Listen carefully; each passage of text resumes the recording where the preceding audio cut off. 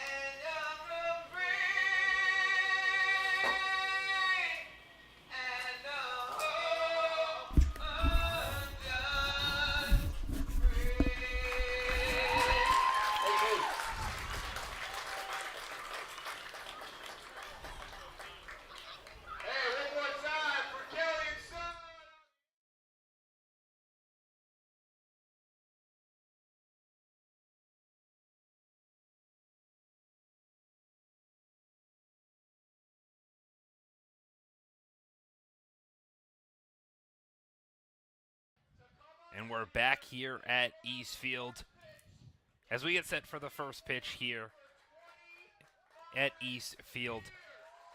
Mentioned a little bit earlier, Luke, the Military Appreciation Day, and want to appreciate as many of those veterans and current armed forces members as much as possible.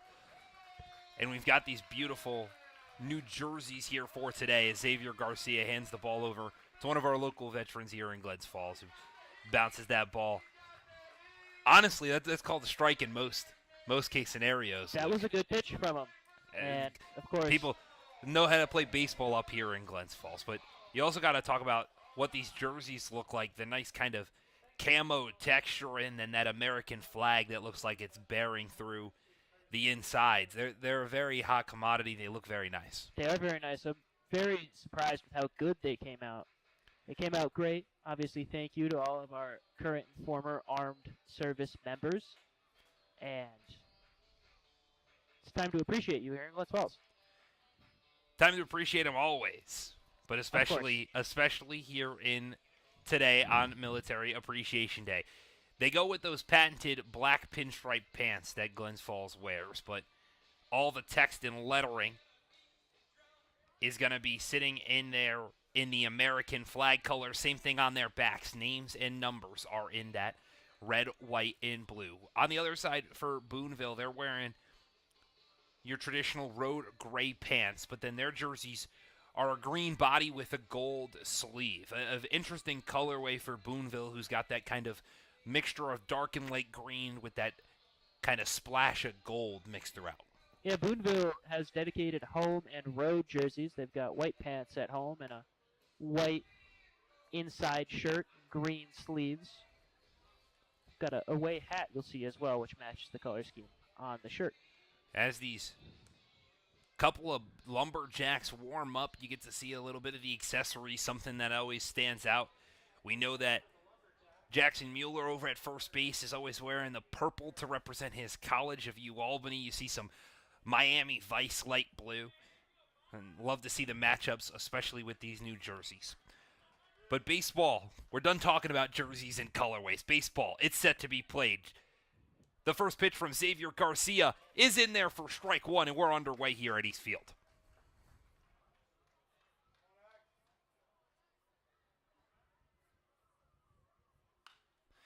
That one's popped foul out of play. So now the count's quickly 0-2.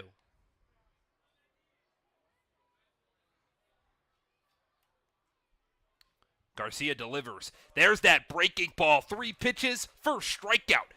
Xavier Garcia throws Andy Perez.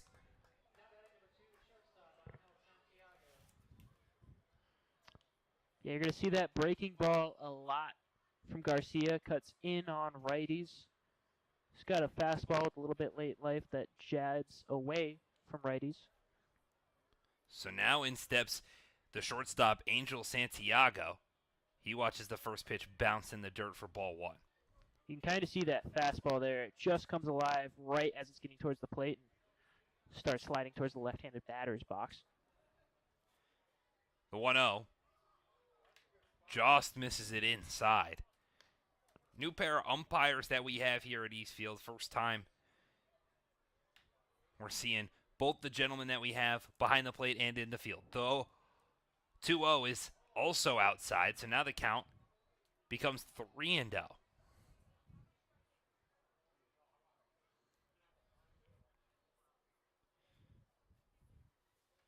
The pitch from Garcia nips the bottom corner and picks up strike 1 on Santiago.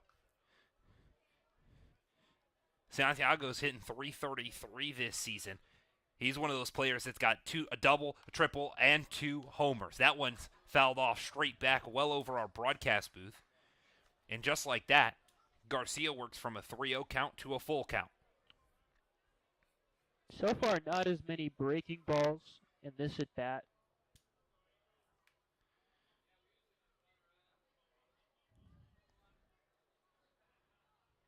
The payoff from Garcia is well upstairs, and it's walk number 1 for the starter.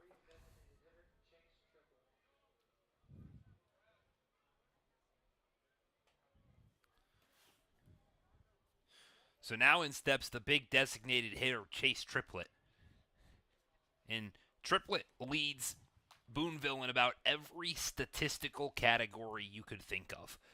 Batting average, check. Slugging percentage. How about over 800? No, that's not an error. I said over 800. 800. 2 homers, 4 doubles. That leads the team. 13 hits. Yeah, that also leads the team. The first pitch he sees, you mentioned those breaking balls. Throw it to the big guy. Yeah, that breaking ball is Garcia's get me out of the jam pitch. When you get that big, dangerous lefty in the box, he might go to that well a lot. Some lefty on lefty crime early here at Eastfield. The 0-1. This one's lined into the gap of left center field. Gets down, over goes Stroh. He corrals it easily, makes the throw into third, but Santiago will not advance. So Triplett maybe a couple of feet away from his team-leading 5th double. Instead, it's a 1-out single and puts runners on first and second.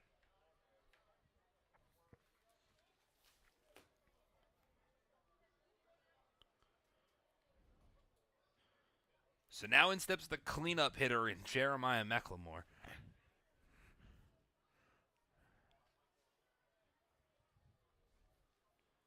The first pitch he sees, he lines over towards the second baseman, Sweeney. It bounces, the flip to second, the throw to first. It's the double play. It's inning-ending work. The walk, the base hit. Xavier Garcia says no thank you. Forces weak contact, and the Dragons, they get out of it. They've got a chance to jump out at an early lead, something they've done a lot this home stretch.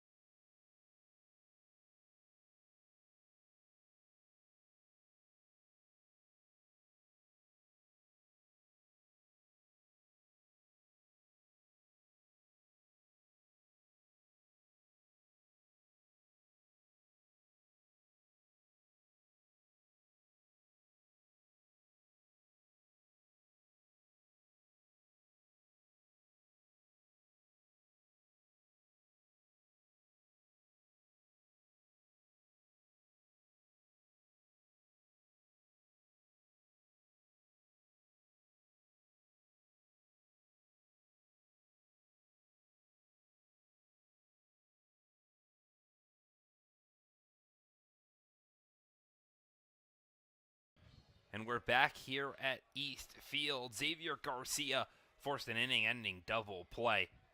Thanks to some stellar defense that's loved being here in Glens Falls. Now the lineup offensively gets to go out and try to put up some runs, something they've done a very good job at since returning to East Field. Speaking of that lineup, let's run through it real quick. Leading off, the speedster is Tyree Jackson. He's out in center. Travis Stroh's in left. And then Aiden Gallagher and Jackson Mueller. They're the 3 and 4 hitters. They had the 2 long bombs in the win over Oneonta on Tuesday. Robert Mello is hitting 5. He's the extra hitter. Ryan Dio choosing to go back to the 10-man lineup. Enrique Diaz, who's proven to have an incredible bat, is hitting 6. Christian Moats hitting 7. Chase Falcon is out in right. He's hitting 8. Joe Haynes behind the dish is hitting 9. And then Michael Sweeney, the shortstop, rounds out the lineup. They've got to face Garrett DeHart for Boonville, and it's not been an ideal start to the year for Garrett DeHart, but he's mainly been used out of the bullpen because he's appeared in 6 games, only pitched 7 innings, but he's got a 9 ERA. Yeah, not a great start. Boonville opting to go with a bullpen day today, or at least an opener situation. So the first pitch to Tyree Jackson. He loves the first pitch swing. Pops it up out into shallow right field. Back goes Gonzalez. He corrals it over the shoulder. And it takes just 1 pitch to get out number 1 here in the bottom of the first. Boonville might be going with this kind of strategy because they've got a tough stretch. They've been in the middle of a tough stretch. They're out in Utica tomorrow. The day after, they're back in Boonville. kind of 4 days back to back to back. The first pitch now to Travis Stroh misses inside. Just looking to maybe give some of their starters a little break. The 1-0, low for ball 2. The team has 7 players that have a 2.5 ERA or less. As that one runs inside, almost nails Stroh. They're going to say he got out of the way just in time. So count quickly 3-0, and DeHart's not wasting any time. He steps on that mound, and he throws. The 3-0 pitch. Too low for ball 4. And a very similar start to the bottom of the first as it was the top half. The first out was relatively easy. The second one was a walk. Now we'll see if the designated hitters, who both hitting in the same spot, can have maybe a similar result. Aiden Gallagher steps into the dish. First time we get to see DeHart out of the stretch. The pitch, immediately Stroh's on the move. The throw down, it's in time. Got Stroh by half a step. Excellent throw from the catcher, Jacob Newland, on the money. And that 4-pitch walk, call it negated. Stroh had a great jump. Newland, just a cannon, puts that ball perfectly placed for second baseman Gonzalez. The pitch on the throw was a strike, so the count's going to now even after that last pitch at 1-1. Coach Dio being aggressive early. Changed up that mentality a little bit as that one runs inside. Usually you would see these Dragons kind of wait till that offense formulated. They were known for their late inning actions. As of this week, since this home stretch on Monday started, it's really been about punishing teams in the first. Yeah, Dio's got a newfound sense of confidence. That one's hit on the ground over to third. Picking it up is Perez. He delivers over to McLemore at first. And it's a 1-2-3 bottom of the first for Garrett DeHart. Another pitcher's duel brewing here at Eastfield.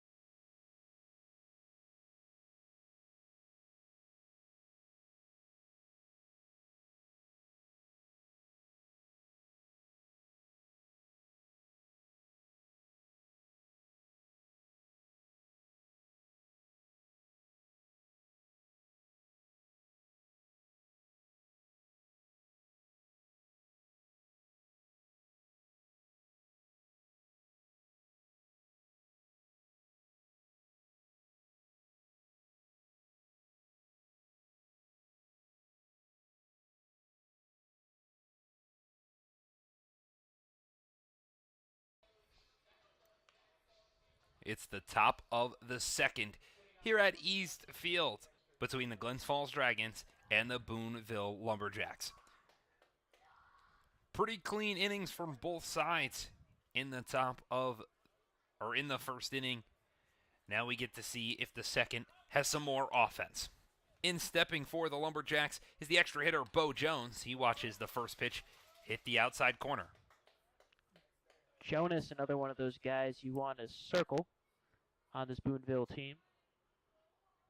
Dangerous hitter. The 0-1 tries to get that breaking ball in the top part of the zone. It stays upstairs. You mentioned Jonas is danger. Maybe the extra base hits aren't there like some other teammates, but a 409 average in 22 at-bats is pretty stellar. That breaking ball, it does get in there.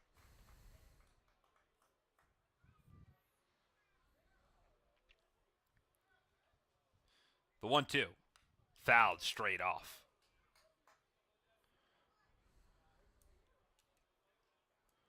Boonville as a team, they've got a lot of players hitting over 300. I mentioned the extra base hits and the slugging. They are dangerous. The 1-2. Fouled. Out of play. Straight back.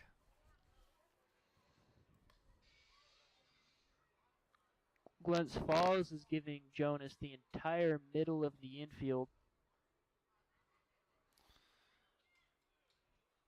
The 1-2. A big cut. And Jonas comes up empty-handed. Second strikeout of the day for Xavier Garcia.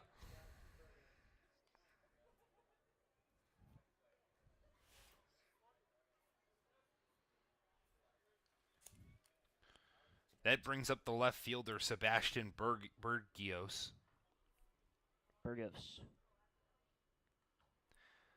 The first pitch he sees is in there for a strike. Burgos steps out immediately. Maybe not all too happy with where that call was. That pitch kind of froze him up. The 0-1. Garcia tries to kill one on the outside corner, just a little too far outside. One thing that Xavier Garcia does do excellently, though, is get those first pitch strikes. He kind of works almost all counts from a pitcher's count, and he very quickly finds himself in counts like these. Counts like these, and that's where that nasty, nasty breaking ball comes into play. So that 1-2 count, and we were mentioning DeHart moving quickly. Garcia likes to set up as well. That pitch just missed upstairs. Throws a fastball that time. He's got kind of a little cut action on his fastball.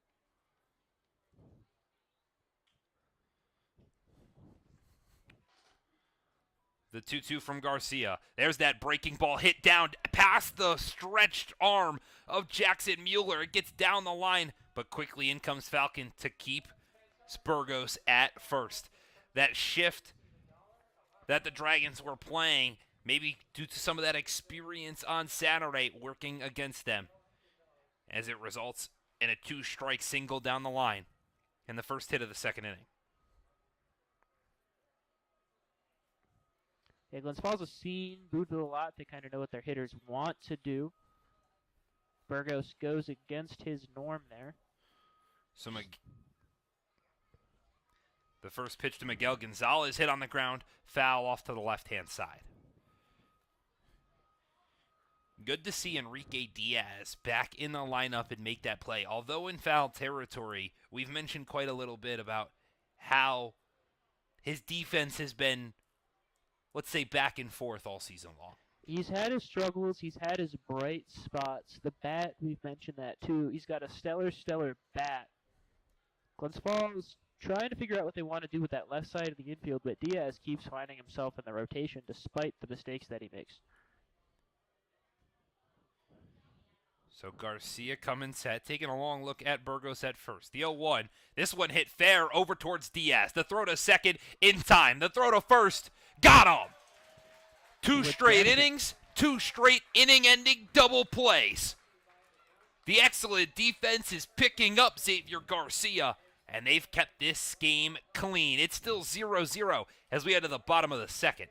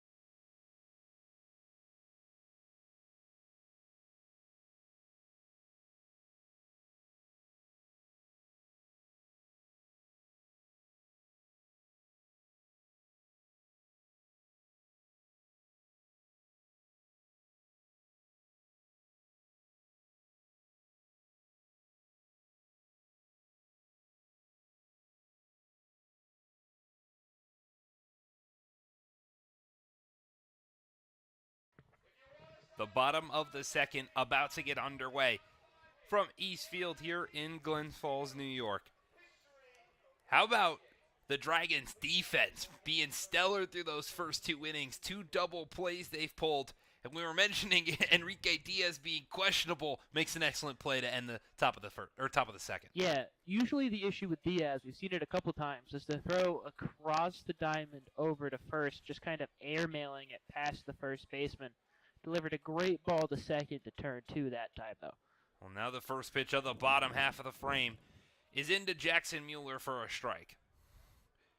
Mentioned it before the game. Jackson Mueller's big 2-run blast that he had against Oneonta. Put it out to dead center field. And when I say it was halfway up those bleachers, Luke, I know you weren't here to see it, but it was a blast. I have seen the clips. He jacked that ball. Swung a miss at that one. But hits like those have found himself moving up the lineup into the cleanup spot, which is a new spot for him. The 1-2 bounced in the dirt. We know he's got the power. We know he's got the pop. Has a couple of extra base hits to his name as well. Mainly those doubles have really been where he is kind of solidified himself as a bat. As he watches the 2-2, a close pitch, but it's outside. Yeah, how about 4 doubles on the year for Jackson Mueller? As the payoff pitch comes and also bounces in the dirt. So just like that, it's a leadoff walk for the Dragons. Mueller putting together a really good stretch of baseball over the last couple weeks. He'll take that walk anytime he... So now you hear the communication between DeHart on the mound and Santiago saying he's covering in case the steal. The first pitch to Robert Mello is in there for a strike.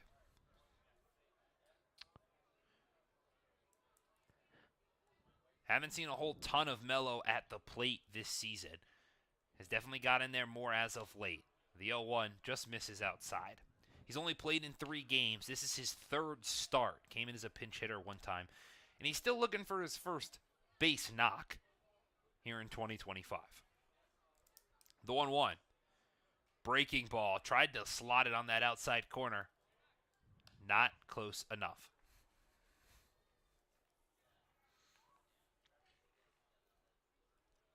One of the few lefties Glens Falls has on their roster. The 2-1. Again, just too far outside. Another hitter-friendly count for the Dragons.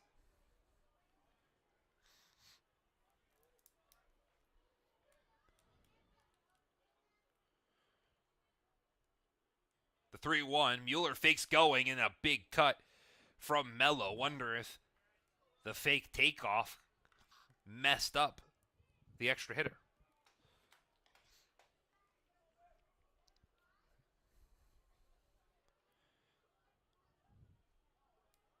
The payoff. That's fouled. Out of play over the left side bleachers.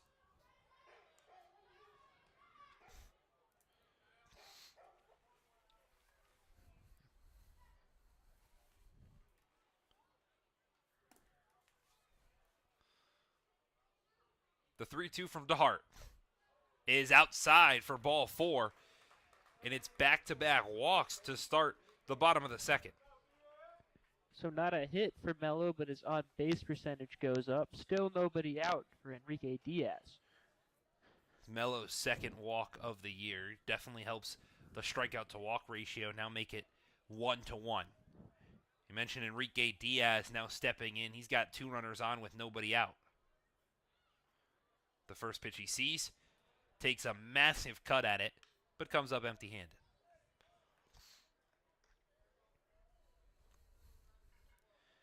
Diaz hitting only .206 this season. Got 7 hits in 34 appearances. That one's broken bad over towards the left side. Barely gets touched by the shortstop Santiago, but that's going to advance all the runners anyways. So some firewood from Enrique Diaz still moves the runners 90 feet. And now the bases are juiced for Christian Moat. So we've talked about it before. Not a high average, but he comes up big and clutch spots, is able to get a single to load the bases right up the gap, even with the broken bat. Was a little out in front of it, just caught it off the end. The first pitch to Moat is in there for strike one. A little bit of a delayed call from the home plate umpire. All of his calls seem to be like that, but either way, Diaz is single. First hit of the day for Glens Falls. The 0-1. Another broken bat. This one popped off in foul territory. A slide, not in time. Ecklemore had a great play, just came up a little bit short as he was sliding towards the right field fence.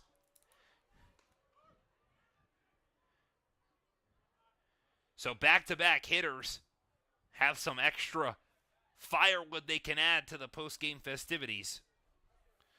Moat goes back to get a new stick and steps back into the batter's box. Haven't been on the field since it was raining, but the grass in the East Field might still have a little slickness to it. The rain about an hour ago. Rained quite a bit before the game, but was able to hold off before game time. The 0-2 gets away from the catcher Newland. Mueller tries to come home and stops. Everybody's in a pickle. The throw back down. He's not in time. Mueller faked the come home. Once he realized the ball bounced off the backstop, Newland pump faked down, realized he wasn't going to get Mueller at third. But at that point, Mello was stranded almost at third base. So he had to go all the way back to second and reached safely. Mello's full commit down to third. He was put in a really, really tough spot. The 1-2 runs inside. Newland does a good job to keep that one in front of him. So reminder, it's Mello on third. It's Mueller on third, Mello on second, Diaz is over at first. Christian Moat is the guy in the box. Would love hit number 3. How about RBI number 1 to his name? The 2-2 pitch. A breaking ball that he swings on. He's not too happy about that one. Says a couple of words to himself as he walks back to the dugout with the first strikeout picked up by Garrett DeHart. That strikeout by Moat doesn't end Glens Falls' chances. That was only the first out of this half of the inning. Now it sets up that double play, though, with Chase Falcon coming in. He watches the first pitch low for ball 1. You saw as soon as he went down, everybody except for the first baseman, Macklemore, moved back to their standard position. The 1-0 hit on the ground over towards the shortstop, Santiago. The flip to second gets 1. The throw to first in time. Another double play to end an inning. Double plays and the top of the first, the top of the second, and now the bottom of the second. It's been a defensive clinic here at East Field with no score as we head to the third.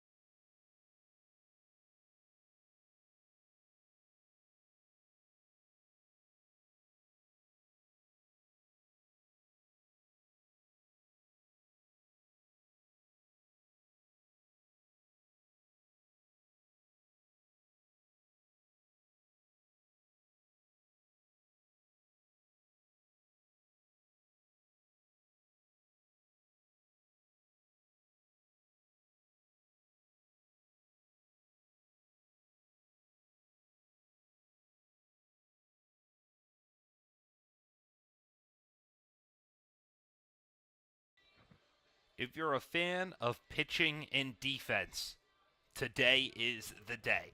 It's a 0-0 ball game through 2 frames.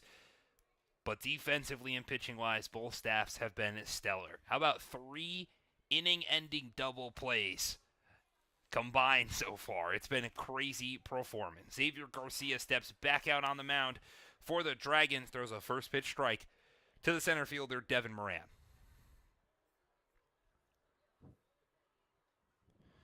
The 0-1 gets a breaking ball, but it misses just upstairs. A little worried about Boonville just blowing this game open with their offensive firepower. So far, Garcia and the defense behind him able to keep them in check really well. As Moran takes a big cut there, makes it a 1-2 count. Moran, he's known for those kind of bigger swings, yet no extra bases to his name. He is hitting .350 though, so knows how to get on base. The 1-2 bounces in the dirt. Got a .500 on-base percentage for the season. As Garcia's 2-2 pitch is another breaking ball that gets him swinging. Moran goes down on that huge breaking ball. And for the 3rd straight inning, Xavier Garcia has started the inning with a strikeout. Garcia's been dialed in. It's one of those days where he's got command of that breaking ball, and as a result, he's really dangerous right now. Going back to the stuff that works. His first pitch now to the catcher, Jacob Newland, is outside for ball 1.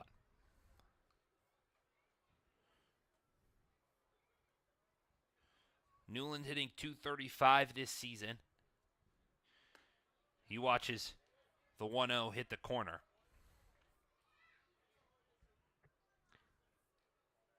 We've seen him make a couple really good plays behind the plate already. The 1-1, there's that breaking ball again, just a little too low.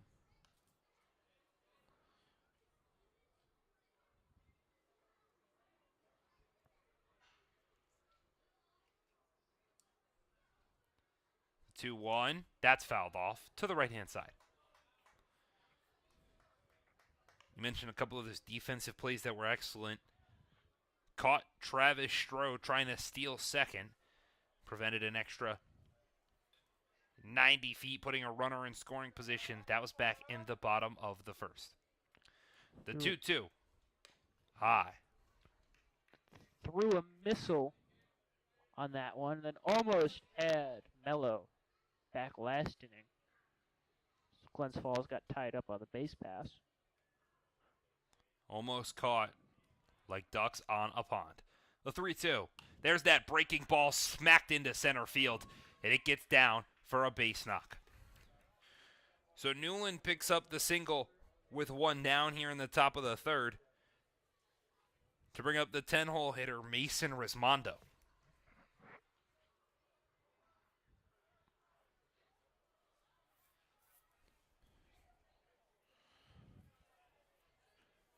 Rismondo's getting the start out in right field with his .227 batting average this season. The first pitch he sees is in there for a strike.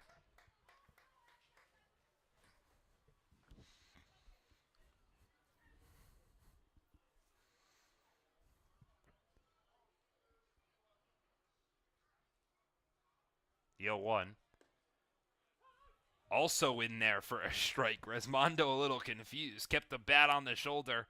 Keeps looking down at the right-handed batter's box to see about the stripe. Xavier Garcia shakes off the first pitch he sees. Throws that one. Tries to paint it on the outside corner. Change up the eye level of Rismondo.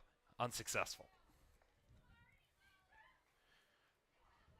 Newland, who stands over on first, dances around a little bit. The 1-2, they're going to check on Newland now, but he gets back in there with ease.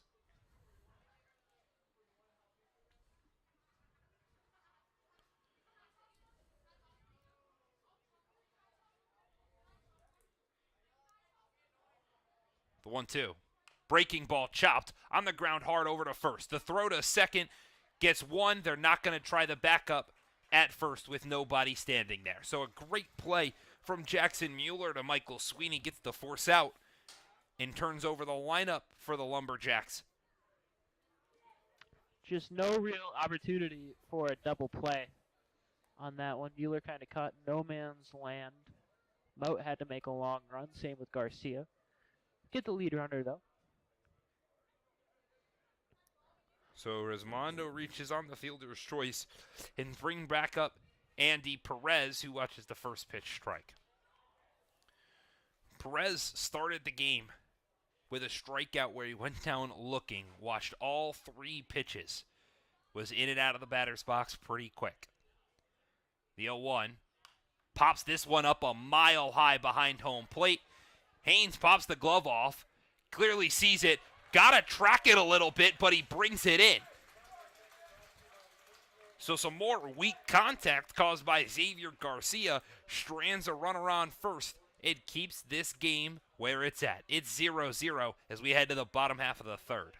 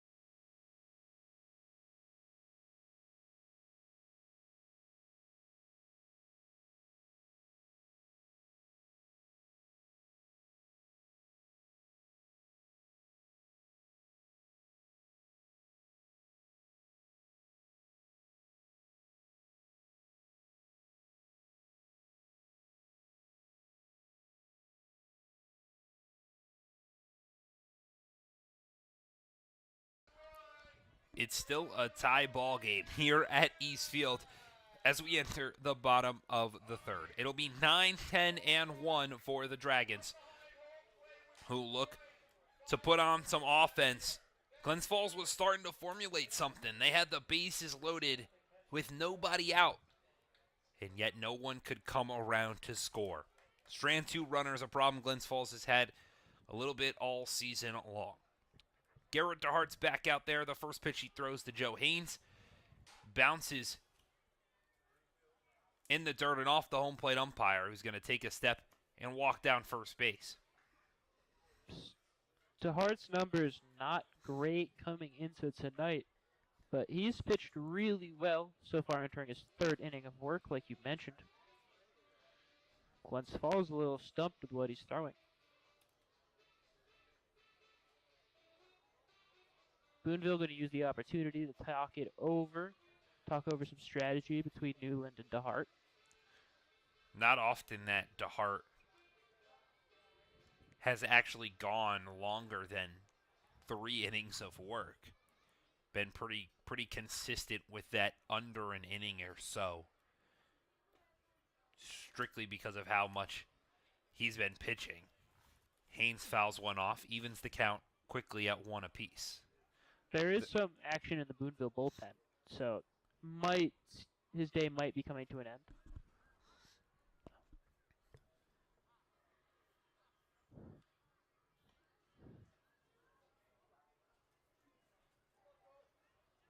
Got a lefty warming up for the Lumberjacks. The 1-1 breaking ball. That one hits the back leg of DeHart, the back leg of Newland and bounces away off to the backstop. The lefty is Max Martsolf, number 33, if I'm reading his jersey right.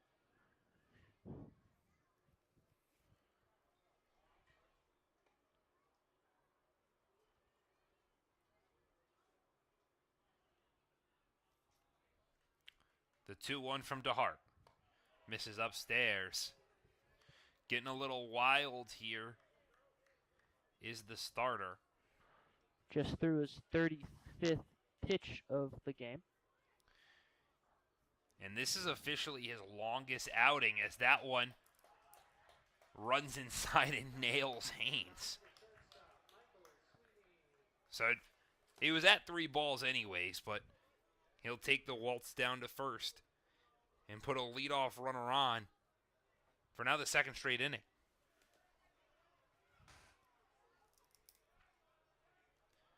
So in steps Michael Sweeney. He rounds out the Dragons lineup. Haynes leading off first. The first pitch is in there for strike 1.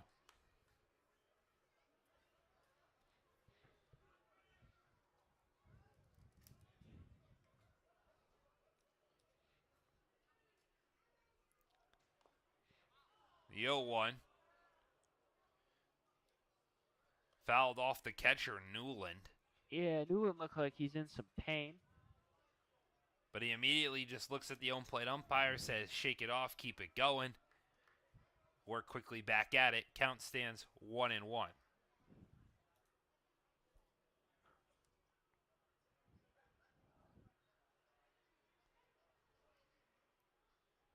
DeHart comes set. The 1-1 pitch. Outside.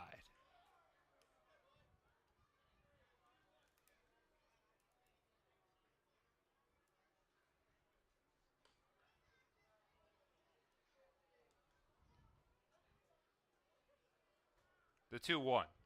Bounced in the dirt. Another great stop from Newland, but it looked like it got just under the chest protector as he winced when he got up. Might still be feeling that other one that hit him. Either way, he's quickly back down behind the dish. Now with a 3-1 count to Sweeney. The pitch. Breaking ball is outside. Make it actually a full count. Count coming into it was 2-2.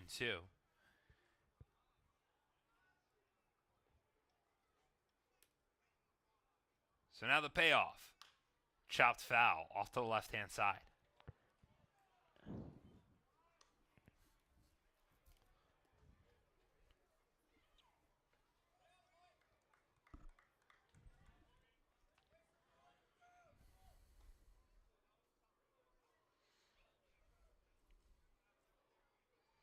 The 3-2.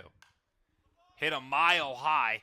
That'll be in the infield. Santiago comes in a couple steps, gets called off by the third baseman, Perez, who steps on the infield grass and brings it in for out number 1.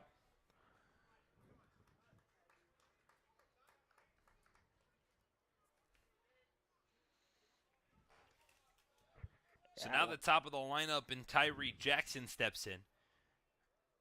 He took no time to get the first out for the Dragons when he popped out on the infield on the first pitch he saw.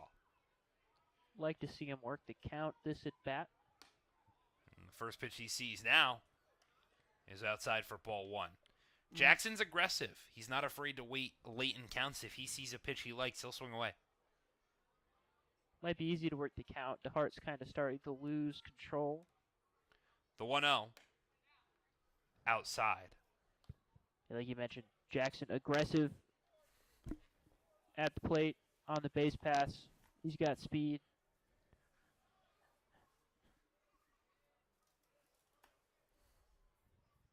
The 2-0.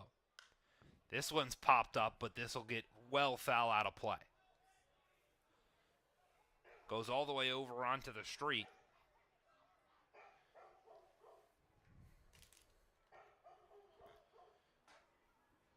And there's a timeout that allows Joe Haynes to make sure his cleats are tied over at first base. It's hard work when you're behind the dish trying to juggle all of that stuff at once.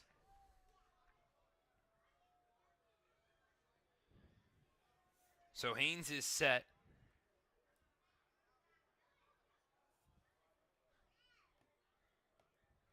He's dancing around at first. The 2-1. Bounced in the dirt, gets behind Newland. Haynes will easily take his way up to second. And now in a 3-1 count, to Tyree Jackson.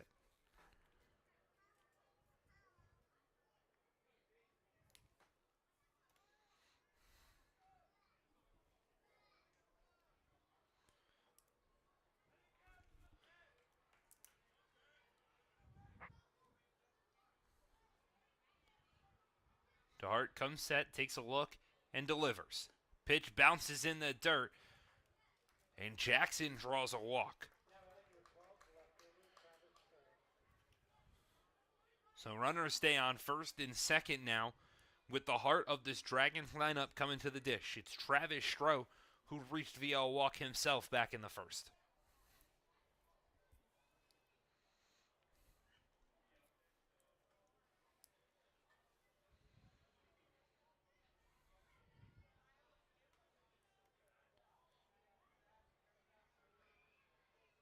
DeHart continuing to look at second, delivers. That one lined out into left field. Burgos doesn't have to move at all, settles underneath it for out number 2. Burgos perfectly placed to grab that line drive for Stroh. DeHart creeping up on 50 pitches. This next pitch of his will be his 50th.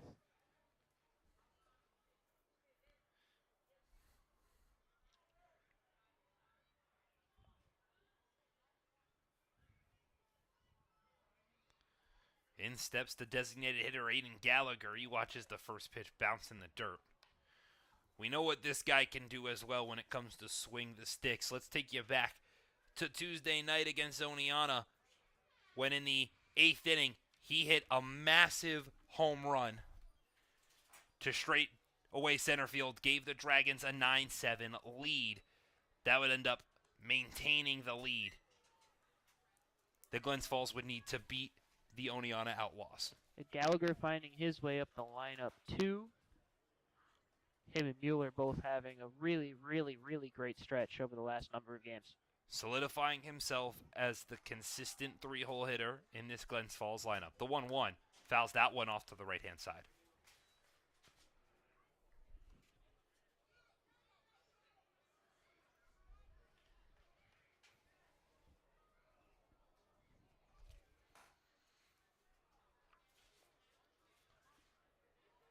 So Haynes stays at second, Jackson at first.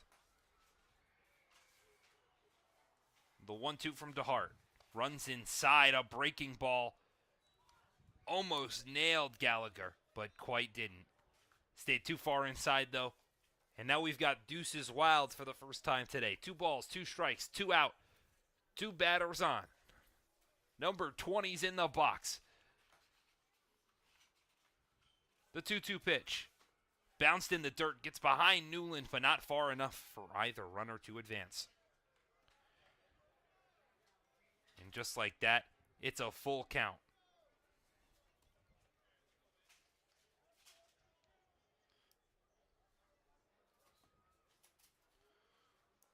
DeHart comes set. Takes a look at second. Delivers the pitch. Both runners in motion. That one lined out into left field. Burgos comes in, slips on his feet, but still makes the catch.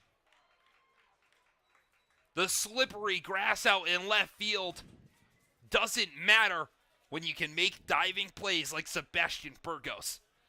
That one has base hit written all over it. Keeps the ball from getting down, keeps the first run off the board as we stay scoreless heading to the 4th.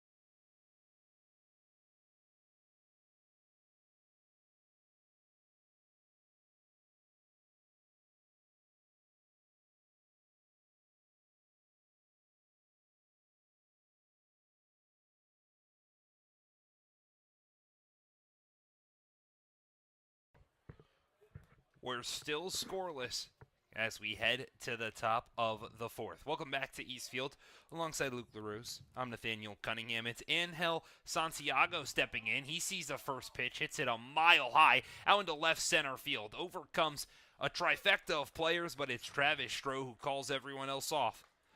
And the first pitch in the top of the fourth for Xavier Garcia is a fly out to left. So far, we've seen that version of Garcia that's dialed in, great command, really limiting the walks. He's had a few strikeouts to his name so far. Now the first pitch in there to the three-hole hitter, Chase Triplett, is called strike one. Triplett had a base knock the opposite way his first time up, as that one bounces in the dirt.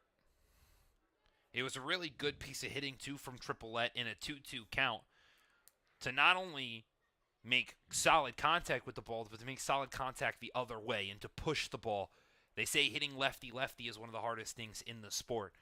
He makes it look easy. The 1-1 hits the outside corner, and now he's going to have to do what he did last time, hit with 2 strikes. I mean, he made it look simple because he entered tonight with a .464 batting average. This man is a walking hit machine. The 1-2 just missed the outside corner.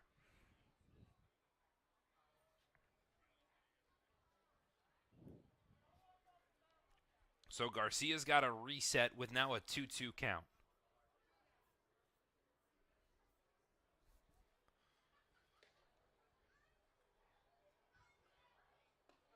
The pitch from Garcia gets Triplett swinging.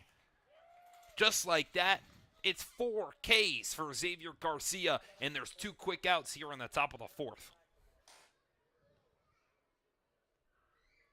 Triplett, that was only his 3rd strikeout of the year for him. That's what happens when you've got to face Xavier Garcia. Now the first pitch into Jeremiah McLemore is in for strike one. McLemore grounded into the double play. One of 3 we've seen so far today, as that one just gets away from Haynes. Bounces halfway up the backstop.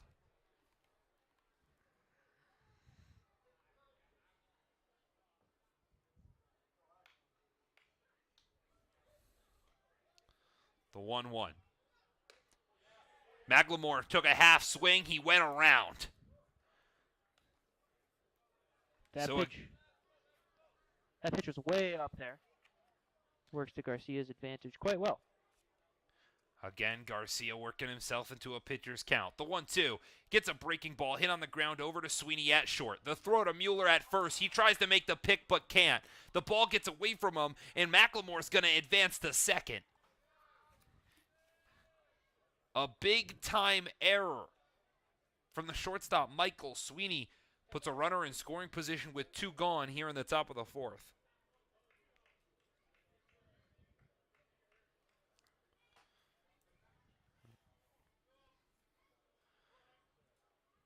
It's been an issue that's plagued Glens Falls, seems like all year long. The errors have not been, let's say, friendly for the Dragons. Yeah, that one, not thrown over Mueller's head. It takes a weird kind of half bounce. The first pitch to Bo Jonas is in there for a strike. Mueller obviously couldn't snag it. Something that this Dragons team has really struggled with in general is just making the plays over at first. Most of them just routine plays, too. The 0-1 well outside.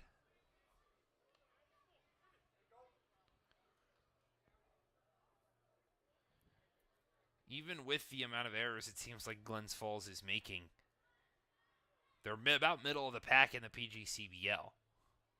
As that one's lined out into right field, in comes Falcon. It's going to get down for a base knock. He hesitates on the throw in, but McLemore decides not to go any further. And now another 2-out single puts runners on the corners. Glens Falls could have been out of this inning had it not been for the error by Sweeney. You ended up with a runner in scoring position. Now you've got runners in the corners.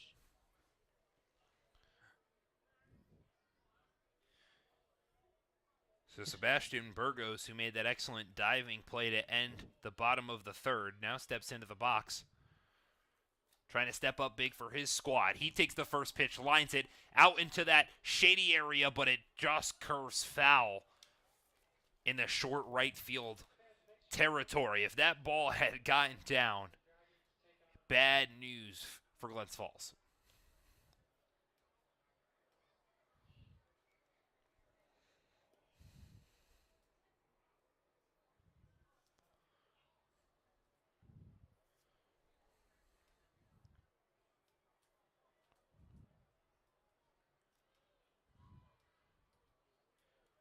So Burgos so far this season, he's got just one RBI to his name.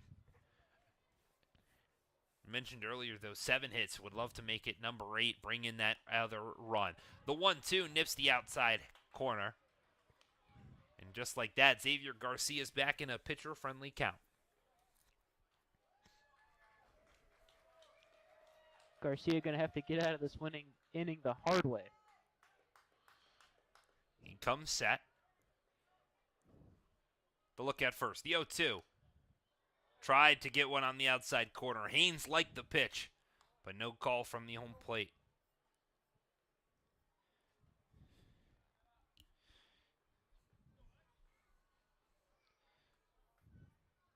So count is 1-2. The pitch from Garcia. There's that breaking ball. Just held it a little too far inside, and that's why you throw that fastball out, is to get a reaction if you can tunnel that breaking ball at the same spot. And his fastball plays off that breaking ball with that outside movement that it's got to it. The 2-2. There's that breaking ball. Can't put it on the corner. And now all of a sudden the count has drawn full. Garcia trying to backdoor that breaking ball, find the zone. He can't quite find it.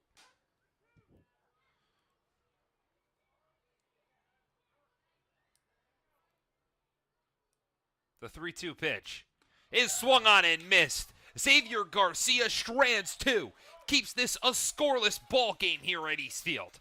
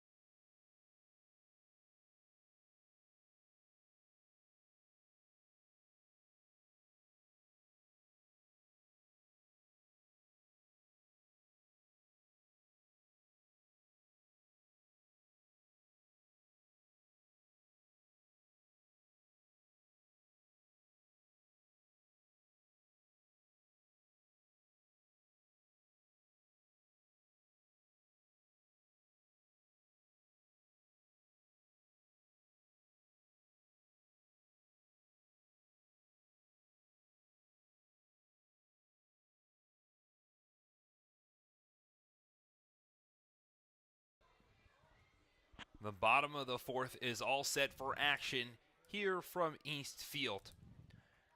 Lumberjack starter Garrett DeHart, his day has come to a close. After 3 innings, his longest outing here in 2025, he gives up just 1 hit. He walked 4, struck out 1. More importantly, no runs. That's why we have a tie ball game. Taking over on the mound in relief is Max Martzoff. a bigger lefty. So changing up the looks for Glens Falls. So far this season, Martzoff, he's only appeared in one game, pitched 2 innings, but he only gave up a hit, did not walk anyone, and struck out 3. The first pitch he throws to Jackson Mueller blows it by him. Strike 1.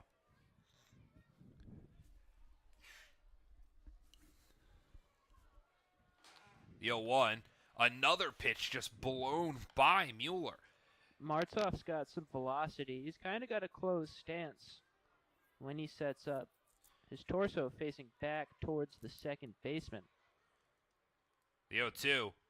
A check swing from Mueller. No call from the home plate umpire. They asked for a check down. He did not go.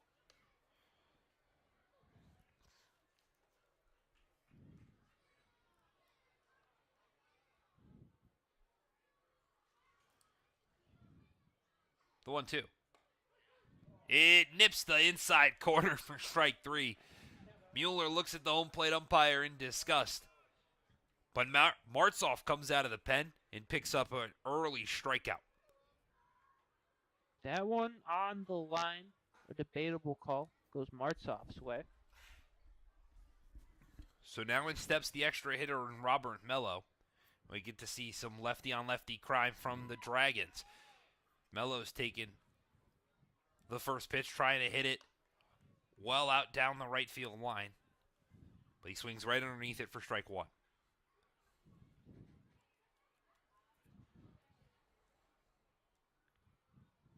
The 0-1. A breaking ball smacked out to the left center field gap. Over goes Bolt. A diving play off the glove of Moran in center. Mello's going to get to second standing up. And that's a 1-out double for Robert Mello. Great piece of hitting by Robert Mello. Lefty on lefty is hard, especially if you haven't had a lot of plate appearances like he has. You mentioned not a lot of plate appearances. How about the first hit this season? Robert Mello, a double here in the bottom of the 4th. He puts himself in scoring position and a chance for the Dragons to strike first. Speaking of first, Enrique Diaz watches that pitch just low.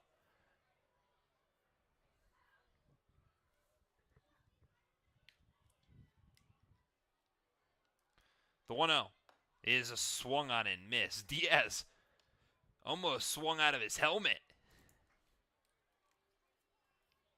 Yeah, full extension on that follow through. The 1-1. Another one stays a little bit more controlled, but comes up empty-handed. So now they count quickly 1-2.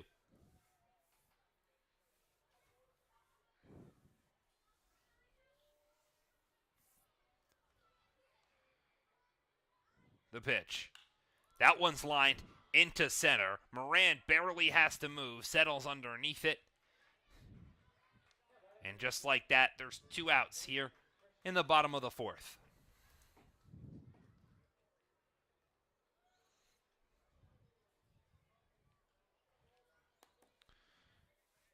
So in steps the second baseman, Christian Moat.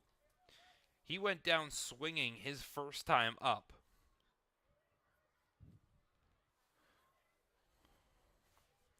The first pitch he sees is in there for a strike.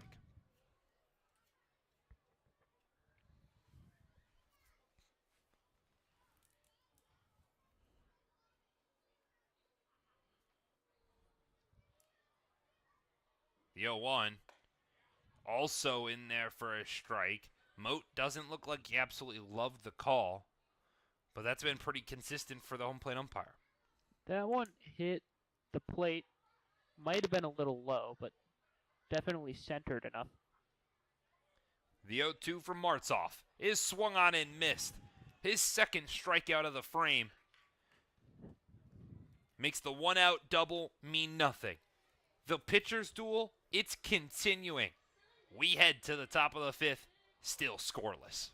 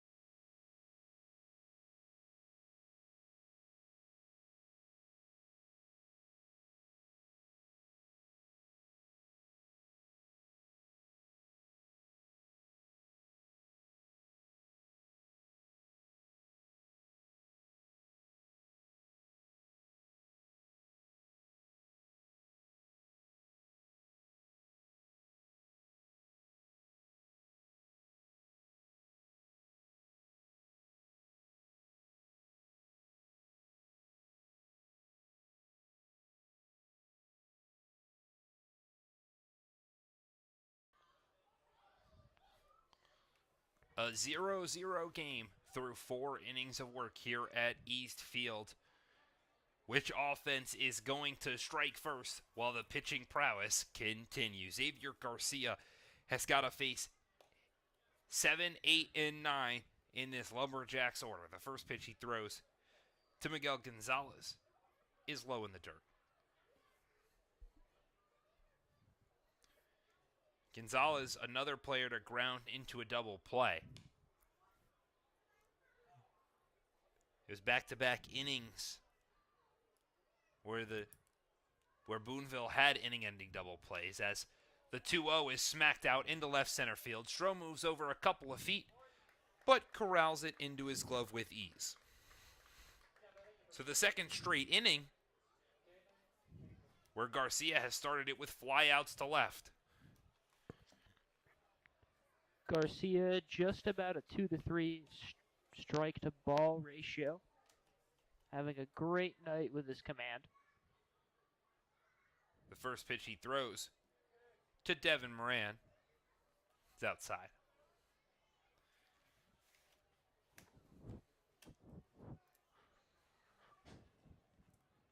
The 1-0 fouled off to the right-hand side into the bleachers.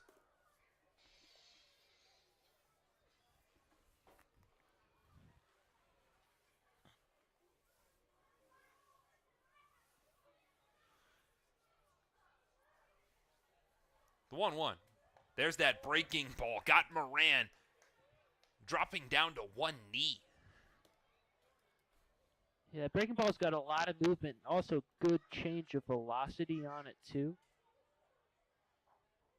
The 1-2. Just outside. You could see Moran. He thought about swinging at it. Chose not to.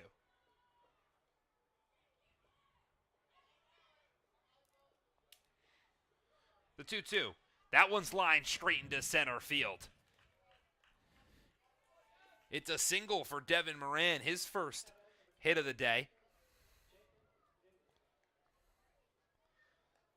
Puts a runner on first with one down here in the top of the fifth.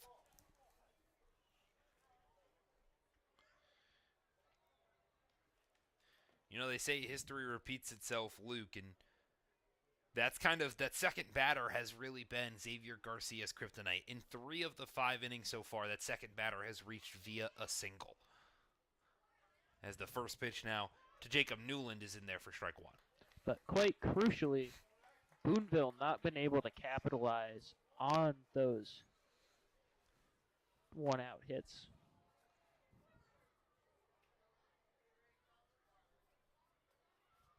The 0-1. Hits the outside corner, and Newland's not happy at all. And really, if anybody knows what a strike zone looks like, it's usually the opposing catcher. So when you see a type of reaction out of Jacob Newland, not too fan to where that zone is. The 0-2 from Garcia tries to put it on the same spot. Newland kind of pumps the brakes towards his dugout and says, all right, that's the right call. Now, if that pitch happened to Newland behind the plate catching, he might not have been too happy, but... The 1-2, runners on the move. The throw down, get well over the head, and immediately you see Moran try to take off for third, but decides against it. So a bad throw from Haynes, but an excellent play from Moat to fake the runner Moran. He acted as if he was going to grab the ball and didn't try to catch the overthrow. That made Moran slide and not think about even attempting to go to third, and once he realized, it was too late. Great high IQ play by Moat. The 2-2 to Newland. Just too far outside, and now the catcher has worked a full count.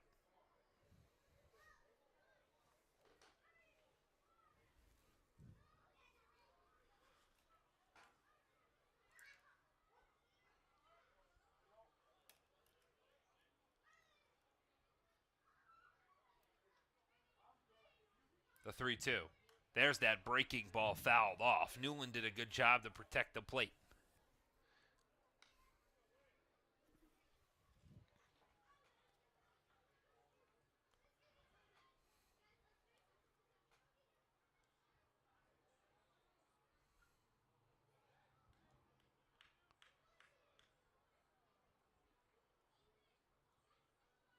The payoff is upstairs for ball 4.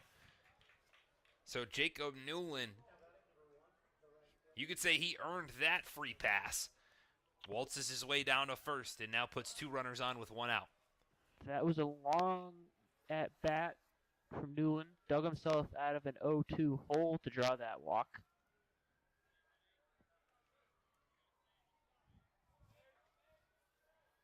Boonville's got a good opportunity to put some runs on the board.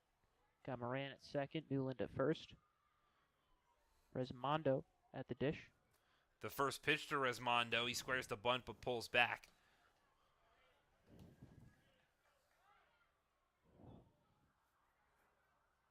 Matt Gonzalez going to go up to have a chat with Garcia. Conversation with Garcia, missing the zone a little bit more than he wants to. Some arms at least stretching and loose down in the Dragons bullpen. No one throwing quite yet.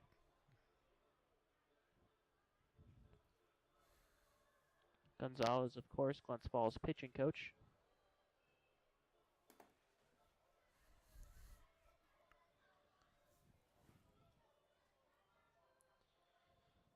Conversation regarding situation.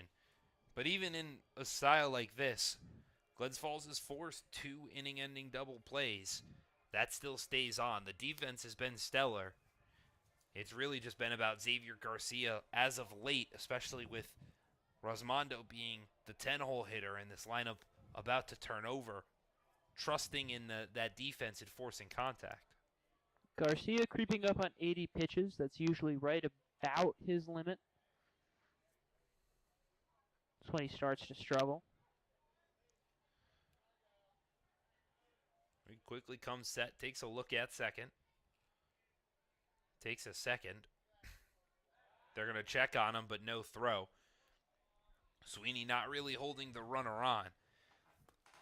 And normally you would see Moat, the second baseman, over there with the righty at the dish. Instead, Sweeney's going to be there to pretend hold on with the 2 corners in. A big breaking ball, tried to get it on the outside, but just let it go too early.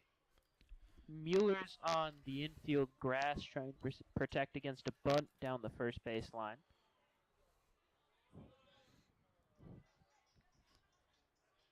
So now Garcia, now Moat goes over to cover.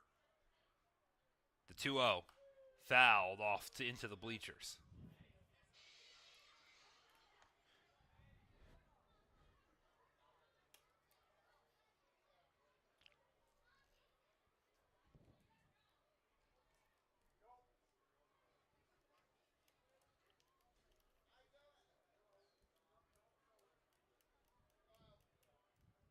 The 2-1 popped up along the right field line. In comes a trifecta of players. Over goes Moat. He tries to slide and make a play, but it's in foul territory.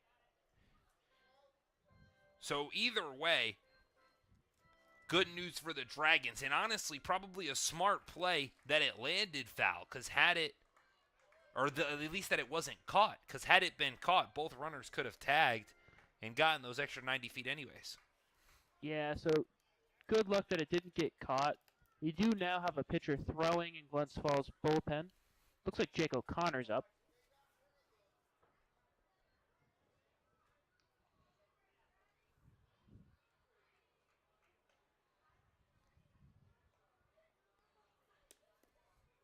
The 2-2. Lined. That'll get down for a single out into right field.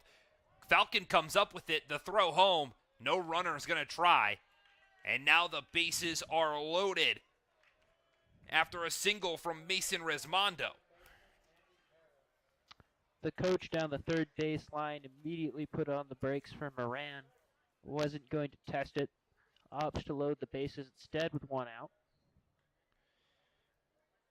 And The top of the lineup steps to the plate.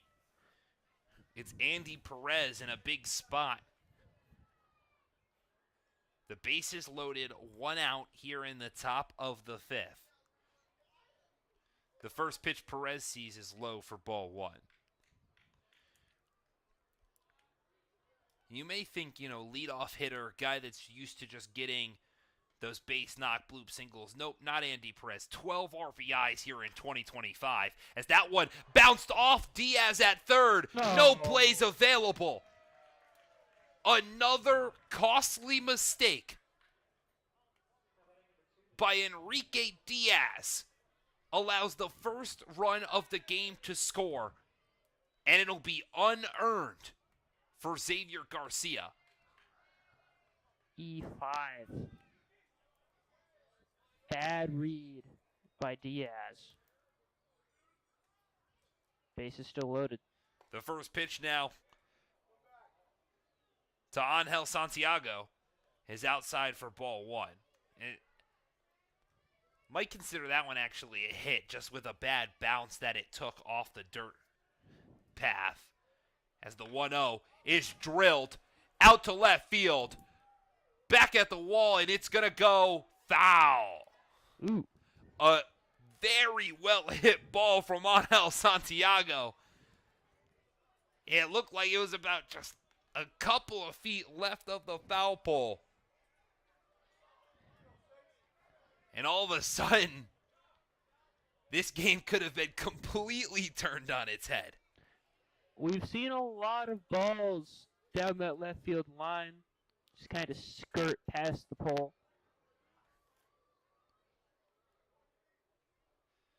The 1-1. Big cut, but it's foul tipped off the bat of Santiago. Either way, when you see balls head that way, and they land foul, they end up just being long strikes, and that's what Xavier Garcia needs now more than ever. The bases juiced. 1 run already home.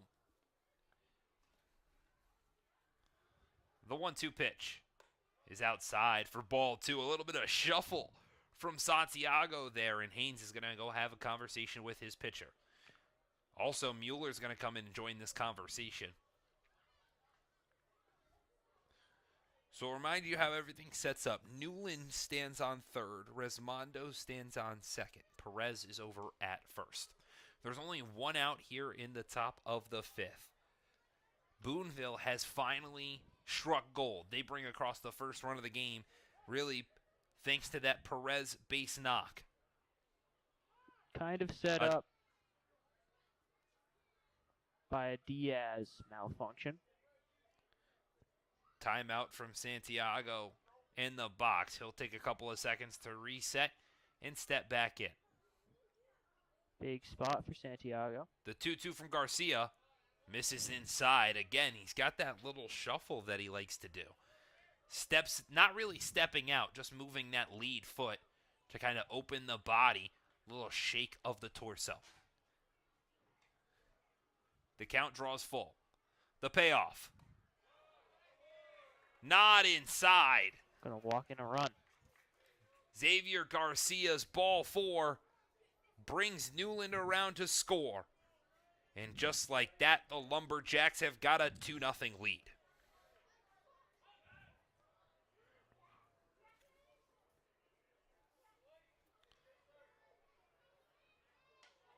Garcia thrown a lot of pitches this inning. The first pitch he now throws to Chase Triplett is in there for a strike. Triplett, of course, the big, dangerous man. That was his 90th pitch of the game. Thrown a lot of balls this inning. Triplett's got 2 homers, 4 doubles, 9 RBIs to his name this season. A .464 batting average. He takes that one, hits it high, out into right field. Falcon settles underneath it, brings it in. Both runners tag. The throw into third, not in time. Somehow, some way, Perez was able to stay on third base. He beat the throw in, but overslid the bag. Either way, Triplett, he's got a sacrifice fly. How about his first of the year? That brings in the third run of the frame and allows Boonville to now lead this game 3-0.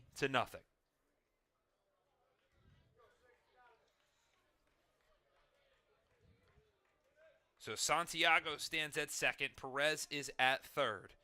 Marin, Newland, and Resmondo all came to score. The first pitch to Jeremiah McLemore is in there for a strike.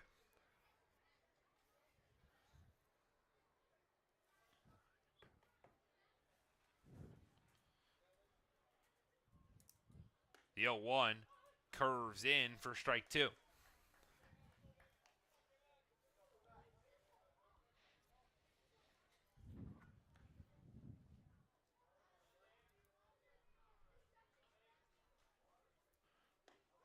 The 0-2 nips the bottom of the corner. And it's strike three. Now there's some words from McLemore and the home plate umpire, some extracurriculars, but he'll walk his way back to the dugout. Either way, Boonville, they now lead this game. The Dragons, they've got some work to do as we head to the bottom half of the fifth inning.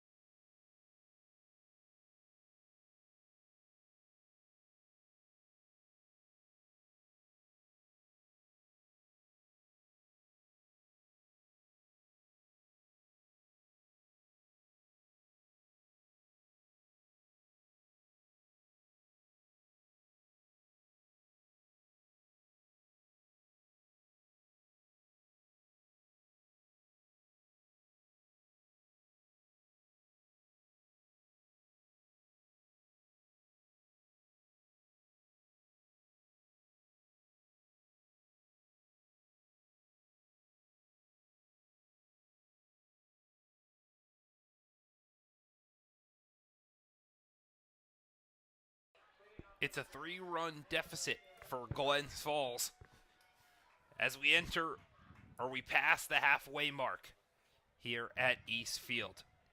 It'll be 8, 9, and 10 for the Dragons as they start their comeback attempt. The first pitch to Chase Falcon is cut on, where he comes up empty-handed.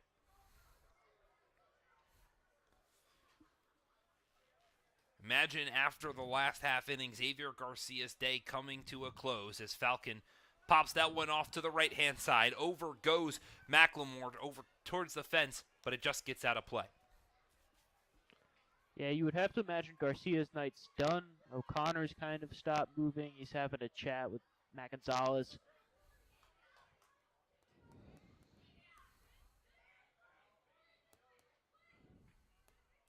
The 0-1 is swung on and missed. That's actually the 0-2 swung on and missed, so a strikeout. That's 3 in an inning and a third for Max Martzoff. Martzoff's got a strong arm. Throws just straight gas. In steps the catcher, Joe Haynes. He takes the first pitch, fouls it off to the right-hand side. Has a couple of extracurriculars for himself as he clearly voices some words in the direction of head coach Ryan Diao. The 0-1. This one lined back up the middle, and it'll get through the infield for a single. Joe Haynes trying to start the comeback. Does a one-out base knock to bring up the shortstop, Michael Sweeney.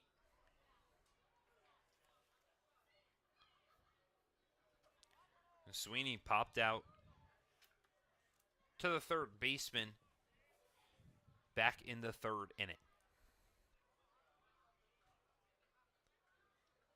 The first pitch he sees, high for ball one.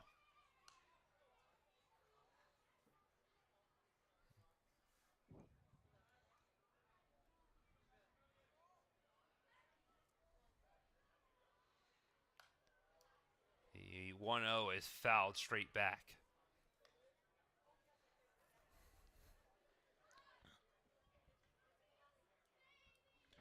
It's the top of the order waiting on deck. They're going to go back and check real quick on Haynes. He barely gets back in there. Quick move. First time we're seeing a lefty on the mound for Boonville today. The 1-1. Runs inside, almost nails Sweeney. Lefty's going to have a quicker pickoff move just due to the nature of being a left-handed thrower.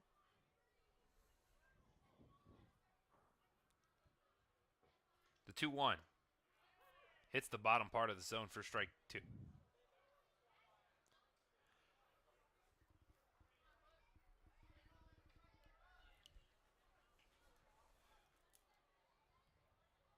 The 2-2. Hit on the ground over towards the third baseman, Perez. The flip to second gets one. The throw to first. Another inning-ending double play. The fourth of the game, and this one works against the Dragons. Just like that, Boonville keeps it where it's at. They still lead it 3-0.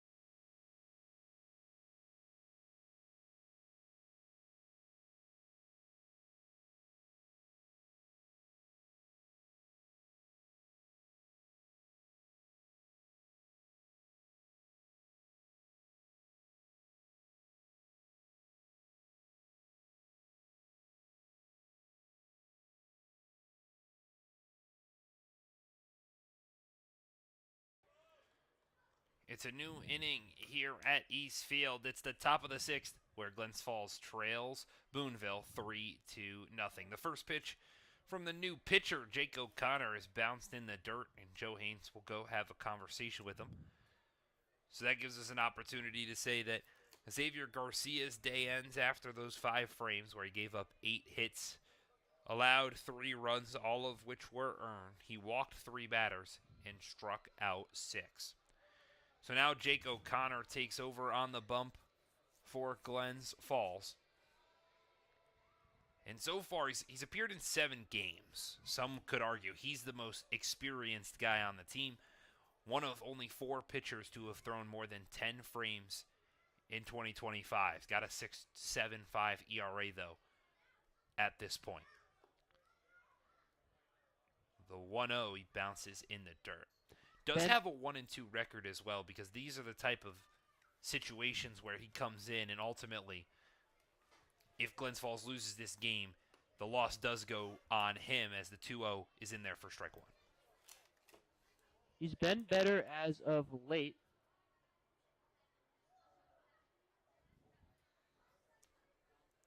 Really struggled his first couple appearances. Dialed it in. The 2-1 missed outside for ball 3. I would argue that 6 ERA is not indicative of how he's been pitching lately. He's got to avoid this leadoff walk to the extra hitter, Bo Jonas, who's got a single and a strikeout to his name so far. The 3-1 in the dirt. They'll ask if he went, and they'll say he did. So O'Connor bounces one, but gets a second life.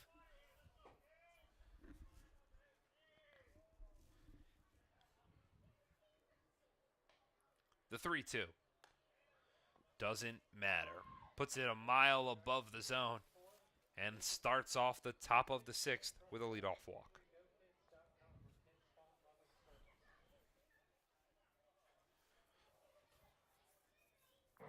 So now in steps the left fielder, Sebastian Burgos.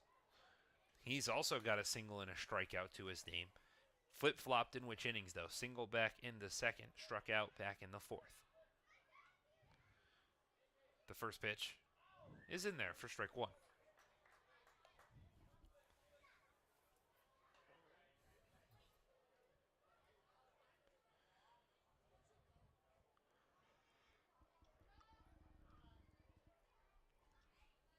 The 0-1, well outside.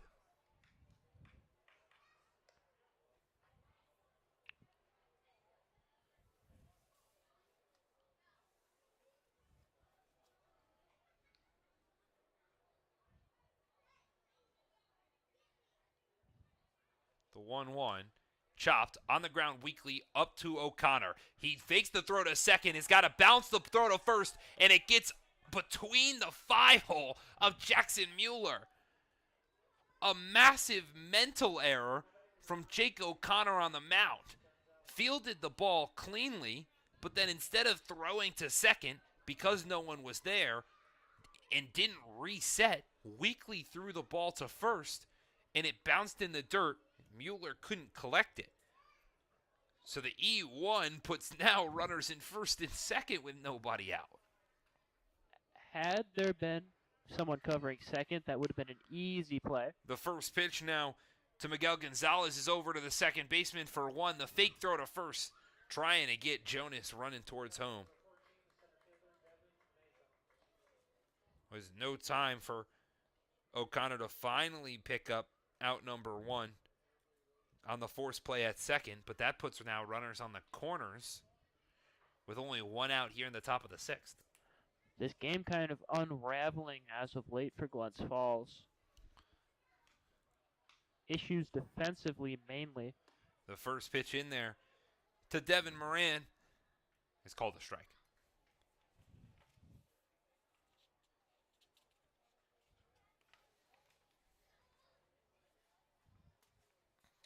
The 0-1, the runner on the move, the hit and run, gets down and works to perfection. A fair ball brings in Jonas to score. Gonzalez didn't realize that it was fair, so he was off to the races to second and ended up stopping on the bag. By the time he realized it was down for a base knock, it was too late, so he's got to pull up to second. But Moran's got himself a double that brings in a run and improves the Lumberjacks' lead to 4.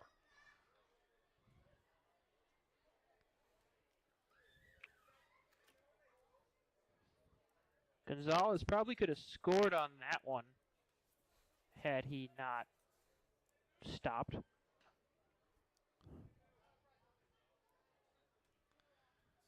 The first pitch now to Jacob Newland is in there for a strike. You see immediately the Dragons infield, they come in now. And you see the middle infielders taking a couple of steps back. They're going to reset. So does Jackson Mueller. He plays about even with the bag. Diaz stays on the grass line. The 0-1 bounced in the dirt.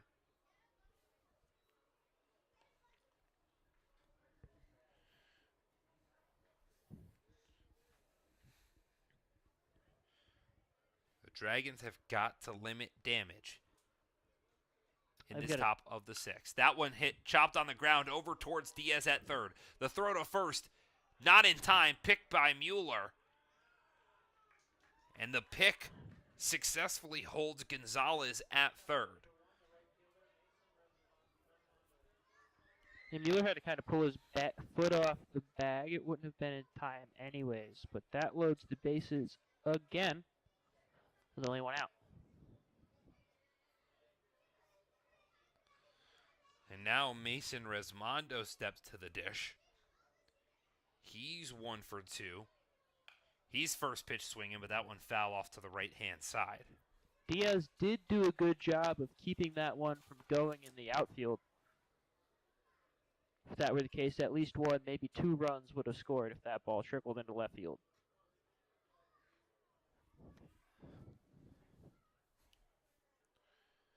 O'Connor comes set. The 0-1. Bounced in the dirt.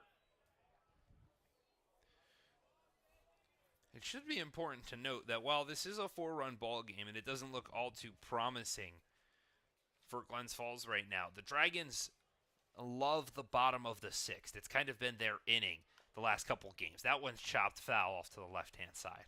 And when I say the bottom of the 6th has been their game, over those last 3 games, they have 11 runs in the bottom of the 6th inning.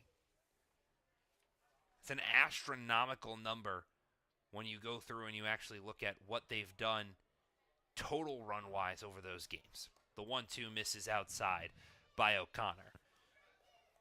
So 4 of those runs, 4 of their 9 runs against Oneonta came in that 6th inning. 3 of their 4 runs against Saugerties came in that 6th inning.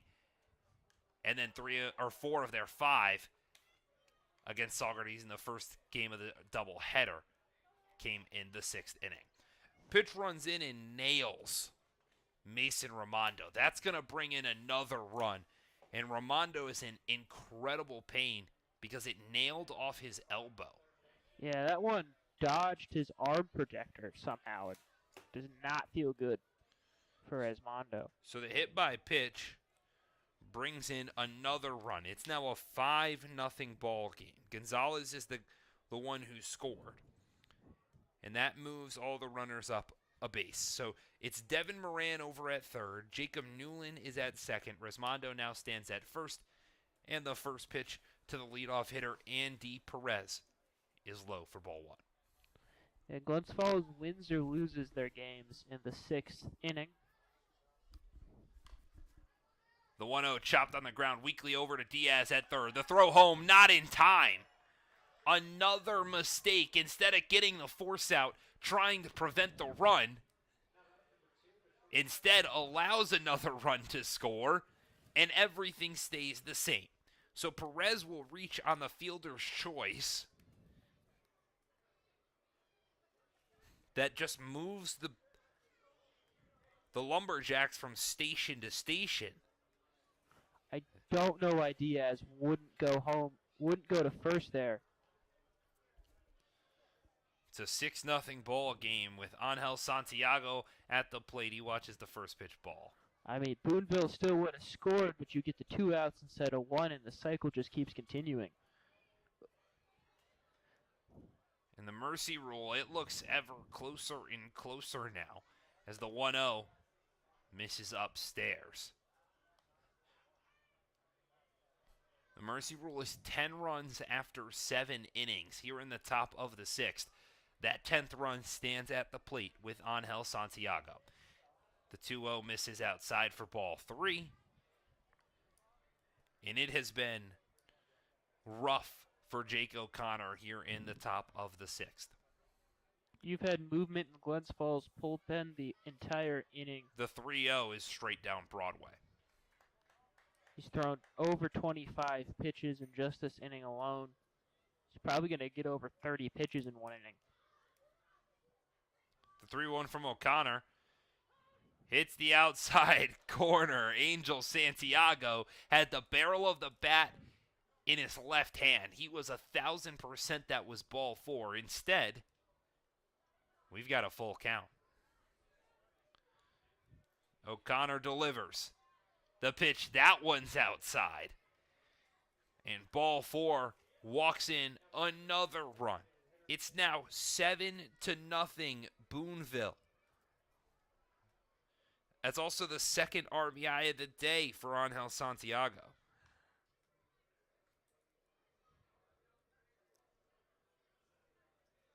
And the big, big, bad, dangerous man, Triplet, standing in the box. He watches ball one high.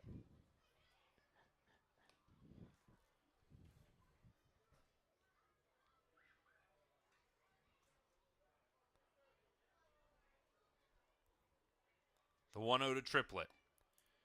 Low for ball 2. Triplet so far today. He's 1 for 2. A single, a strikeout. It's got a sacrifice fly to his name. Done pretty much everything but score a run. The 2-0 gets the inside half. So it's Resmondo who stands at third. Perez is at second. Santiago over at first. That mercy rule run is Santiago 270 away. As Triplet pops this one off towards the left-hand side, it'll get out of play and into the bleachers.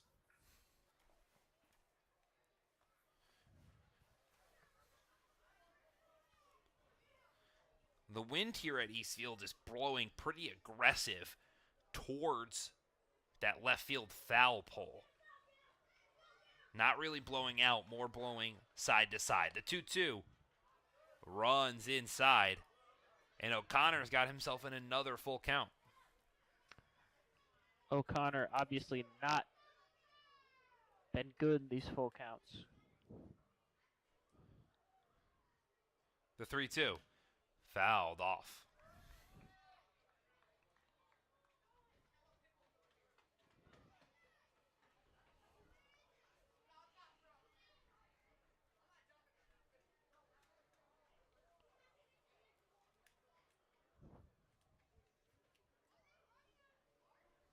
The 3-2 swung on and missed. Jake O'Connor picks up his first strikeout of the day, but he's still got some more work to do. Jeremiah Malcolmore comes to the plate.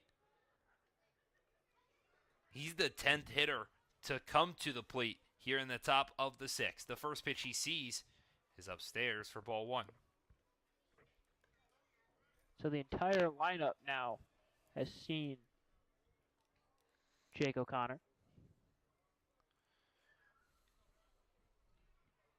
The 1-0. Popped up a mile high. It'll stay here in the infield. Mueller comes over, settles underneath it, and brings it in for out number 3. O'Connor immediately puts the glove up to his face. Working straight into the dugout. He's not happy, and understandably so. He gives up 4 runs in the top half, and the Dragons have got some work to do to dig out of this hole.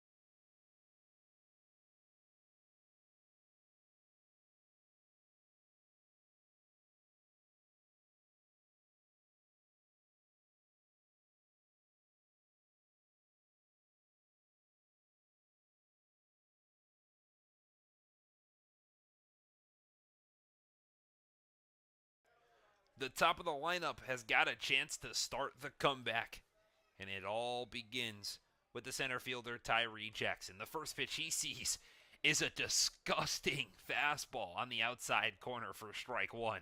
Luke, that pitch moved a lot. Yeah, I mentioned it earlier. He's got some speed and he's got movement. Then he throws a breaking ball using that tunneling. Popped it up out into right field. Over goes Rismondo. He finally gets some action here today. He brings it out for out number 1. There's a reason why he has still not given up a single earned run.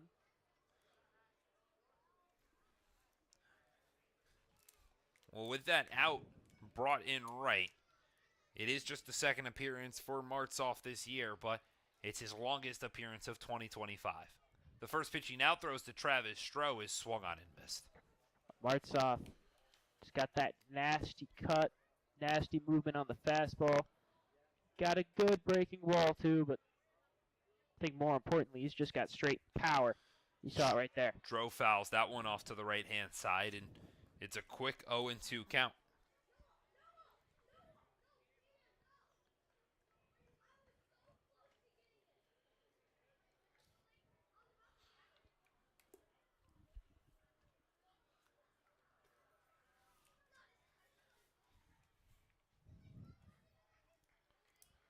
So after the foul ball, Stroh has taken his time to get back in the box. He's 0 for 1 today, drew a walk back in the first inning.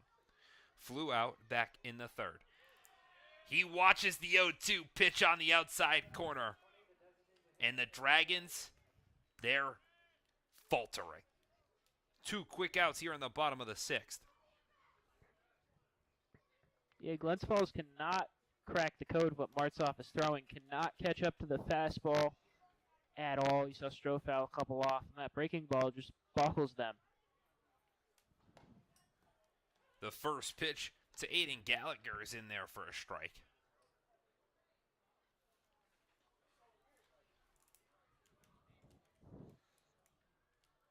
The 0-1, just low. Martzoff does a good job at pushing and pulling the throttle in terms of velocity. Ramps it up there. I don't know the exact speed, but it's fast. And he can dial it way back. The 1-1. Lined. Gonna get down for a base knock into center field. So the speed not a factor for Aiden Gallagher. He's got a 2-out single. His first hit of the day. And brings up the big slugger in Jackson Mueller.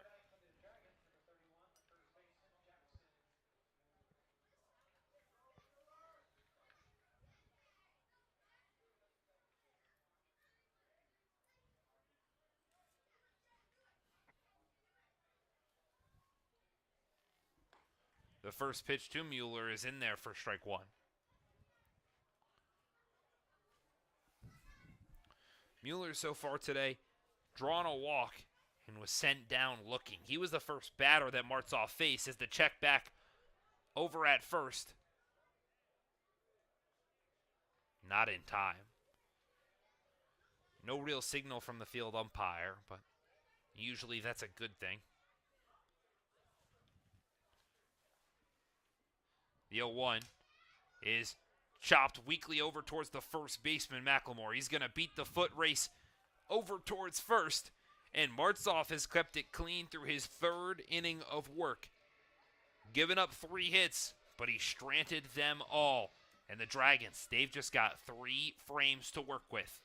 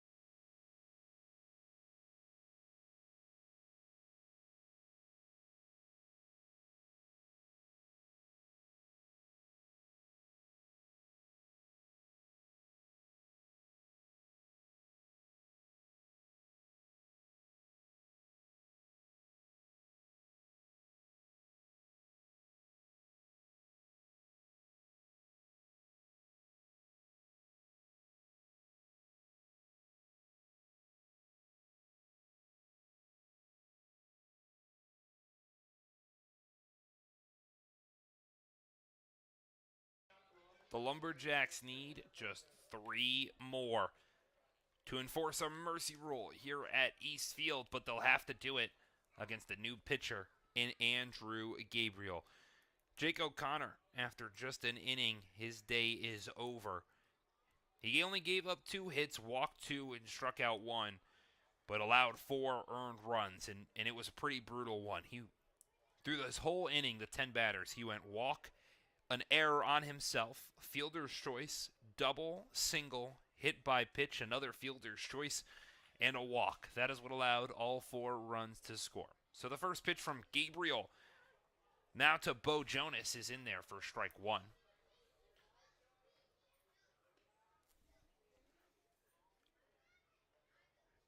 Jonas is 1 for 2 today with a walk. That's how he started the big 6th inning as he watches that one miss outside.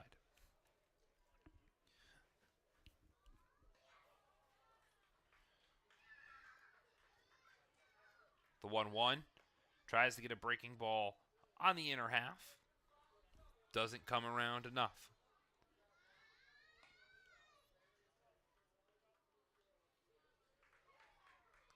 The 2-1 swung on and missed. Big cut from Jonas.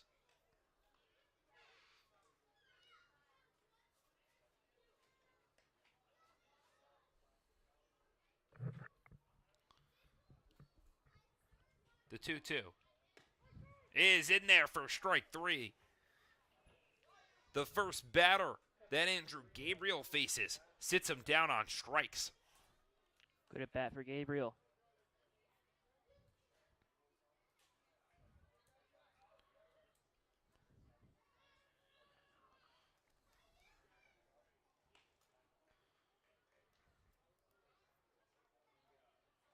So now in steps the left fielder, Sebastian Burgos. The first pitch he sees is ball 1.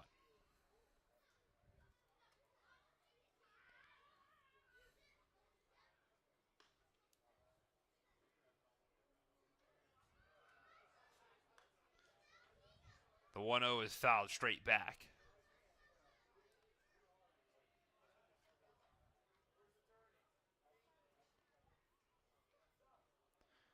If Boonville is able to grab those 3 runs they need to apply the mercy, it would be the 4th mercy rule this season for Glens Falls. The 1-1 is bounced in the dirt. It would also come by the 4th team, Amsterdam, Saugerties, or it'd be the first team to do it multiple times. Boonville did it earlier. It'd be Amsterdam and Saugerties as the other 2.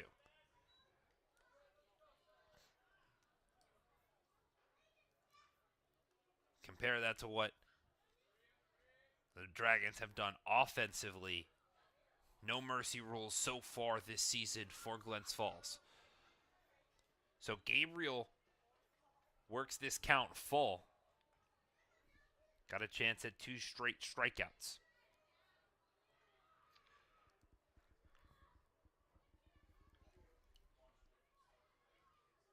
The payoff pitch is fouled off to the right-hand side and into the parking lot. Yeah, you mentioned it. Glens Falls, when they've had big offensive nights, they've not been able to keep it clean defensively. Big offense matched with big offense from the other side.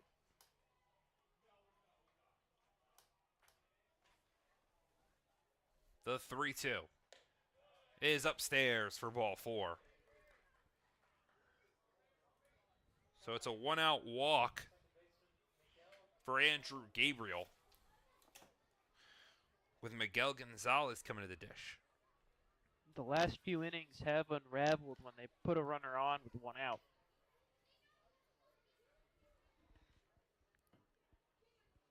That's just the 2nd walk of the season for Andrew Gabriel, as he's now put 3 straight pitches outside the zone.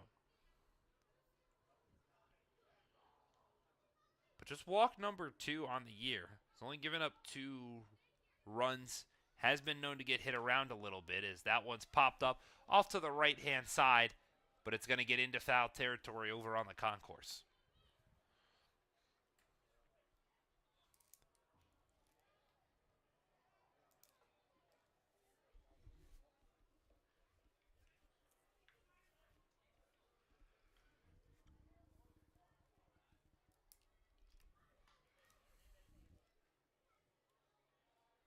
So Gonzalez settles back in. They're going to go check on Burgos over at first, but he gets back cleanly.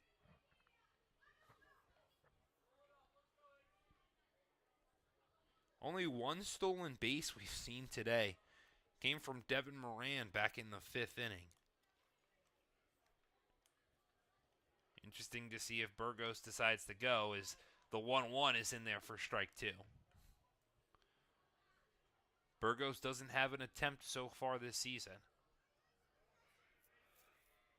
Travis Stroh tried to go earlier for the Dragons, was caught from an excellent throw from Newland. The 1-2 lined through the infield on the left-hand side. Just out of the reach of Sweeney at short. And that'll put runners on first and second with 1 out. Here's the guy that stole that base, Devin Moran.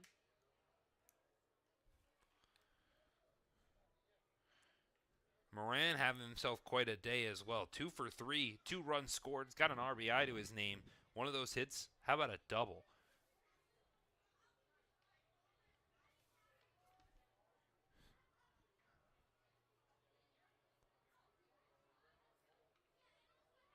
The first pitch hit on the ground through the infield and into left field again.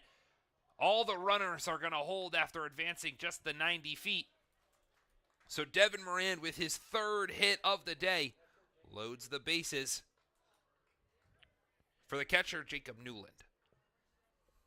Once again, the inning starting to unravel with 1 out. Newland so far today, how about 2 for 2, both singles, came around to score both times, and has a walk to his name as well. This inning kind of playing to the script of last inning, bases loaded, only 1 out.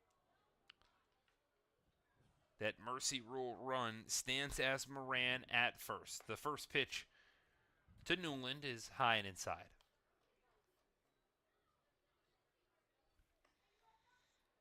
Gabriel not walking a lot in this inning.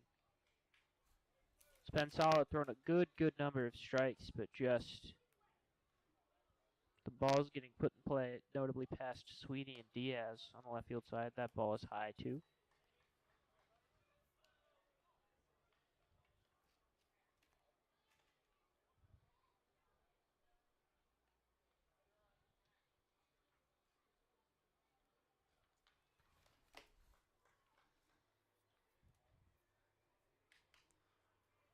The 2-0. Outside for ball 3. And you saw Burgos along the third baseline. He got a pretty hefty lead, about a third of the way to home before he stopped, trying to mess up in any way that he can. Gabriel, the 3-0 is high for ball 4, and that'll walk in a run for Boonville. They now lead it 8-0 here in the top of the 7th.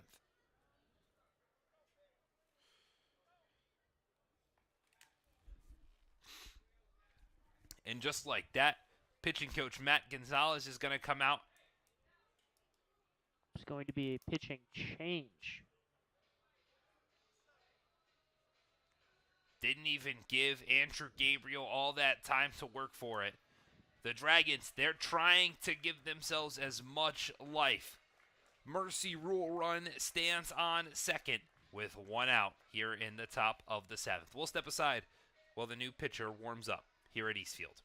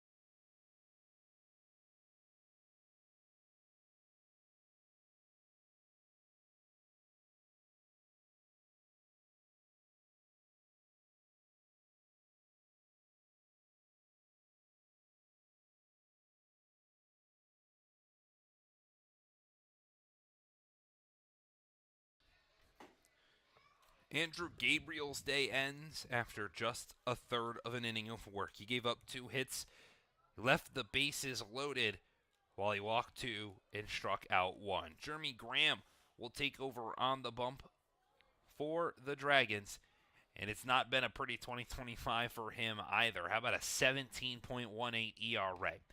The first pitch that he throws to the 10-hole hitter, Mason Rismondo, is low for ball 1. Graham's pitched 3 2/3 innings where he's given up 7 earned runs, 9 runs in total. He's got to keep 2 runs off the board to give the Dragons the best chance, prevent a mercy, as he drops the 1-0 in the dirt. And now the catcher Joe Haynes will go have a conversation. Only 2 pitches in. Haynes has got to talk with him. Not ideal.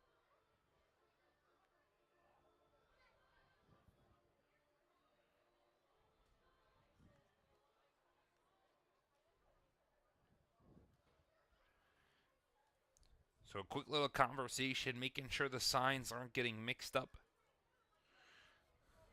in any way, shape, or form. Gonzalez is who stands on third. Marin, the mercy rule run is at second, and then Newland, maybe some insurance for the Lumberjacks, on first. The 3-0, or the 2-0 misses inside for ball 3.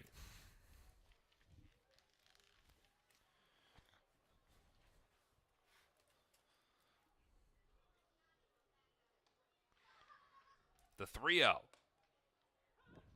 hits the inside half.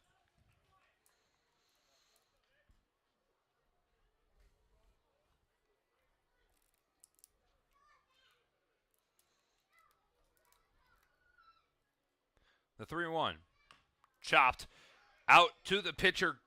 He shovel passes to home. Got him. An excellent play by Jeremy Graham. Got the ball quickly to the catcher Joe Haynes and gets the force out to keep the score where it's at and add that much needed second out. The lineup turns over, though, for the Lumberjacks, and Andy Perez steps into the box.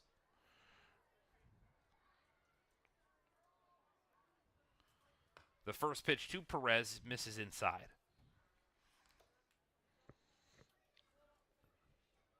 The last one was a good heads-up play by Graham. Get the force at home. The 1-0 fouled off.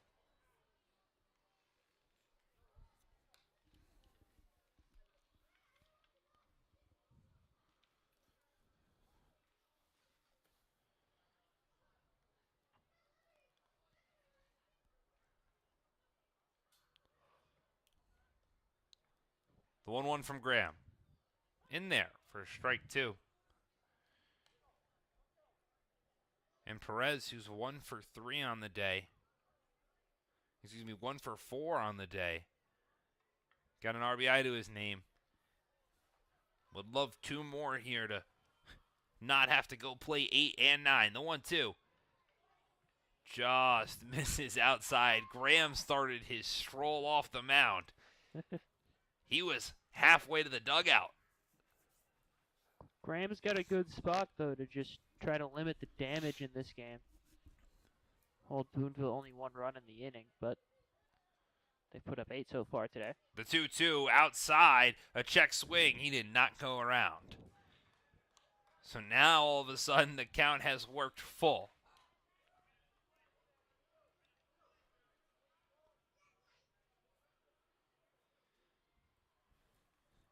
Graham comes set.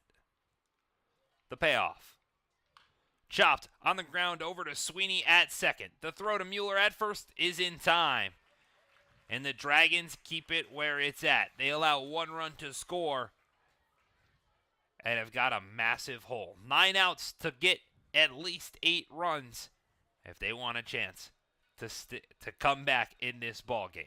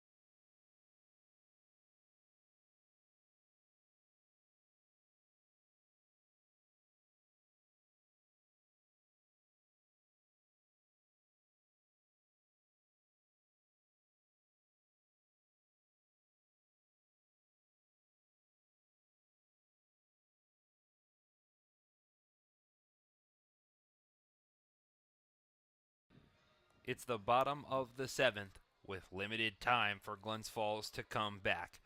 They trail it 8-0 here at East Field. New pitcher for the Lumberjacks. Max Martzoff's day is done after 3 innings of work. Gave up 3 hits, no runs, struck out 4. I think more impressively, though, 0 walks. Taking over for him is Riley Hazenstab. He'll step in, another righty trying to come in and close the game out. Won't get the save due to the 8-run lead, but has got a chance to really help out some of his season numbers. Not like he needs much of it. A 1.17 ERA in 7 appearances. Another guy that's kind of used to the closing figures. Pitched only 7 2/3 innings. As the first pitch he throws in today's contest, outside for ball 1. He's got to face the 5, 6, and 7 hole hitters, Robert Mello, Enrique Diaz, and Christian Moe. The 1-0, big cut that comes up empty-handed from Mello. The extra hitter today, well, he's 1 for 1, has a double, and walked back into the second. The 1-1. In there for strike 2. Had some fireworks going off around here in Glens Falls. Simmered down for a little bit, but imagine they're going to continue in not too long. The 1-2. Big cut. Nothing to show for it. Robert Mello goes down swinging. And Hazenstab picks up K number 1 after his first batter.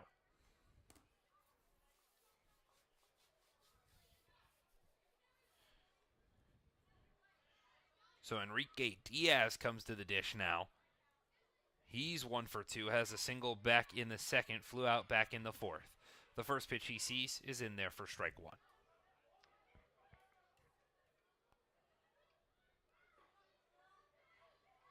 Diaz, a couple key, big defensive blunders. Stop me if you've heard that one before. The 0-1 misses outside. Count is even at 1 apiece.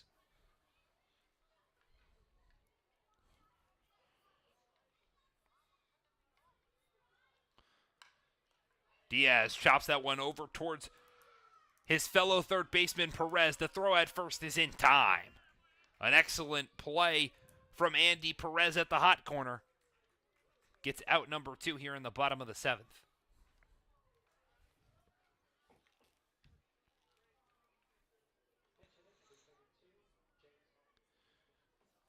So a pinch hitter here in the bottom of the 7th for the second baseman, Christian Mote. It'll be Trent Jinks step into the dish. Another lefty, maybe a little bit of a change.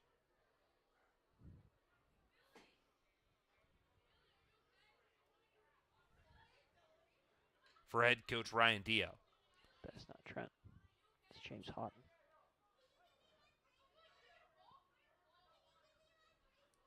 Pinch hitter is James Houghton. Houghton watches the first pitch outside for ball 1.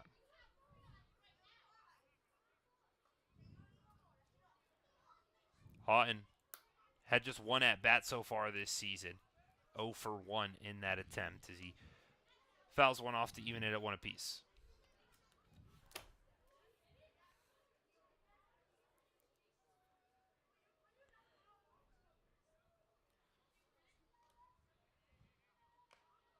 Fouls that one off straight off the catcher, Newland. But he shakes it off pretty easily, and count will be 1-2. Newland been hit by a lot of foul balls and stray pitches this evening.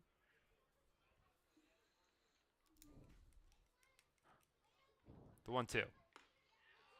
Gets the outside corner for strike 3.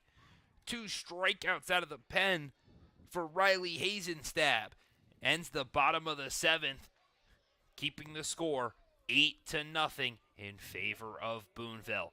They need 2 more runs for a mercy rule. Can the Dragons force a 9th frame?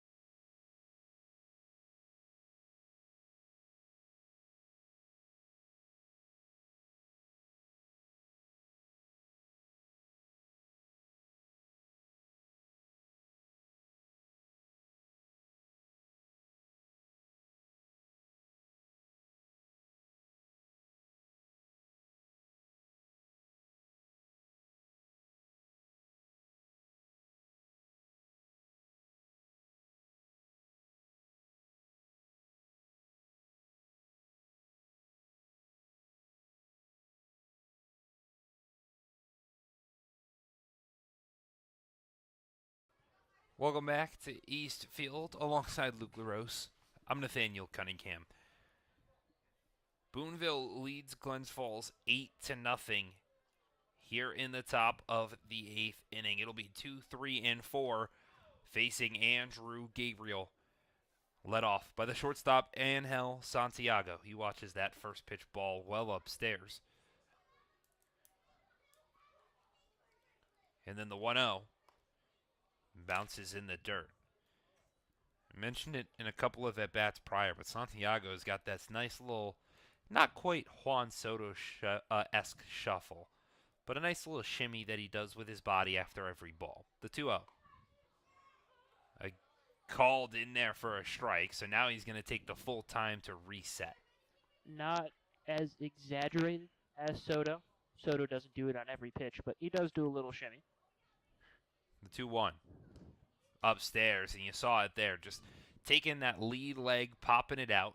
Does not move the back leg at all. And then just kind of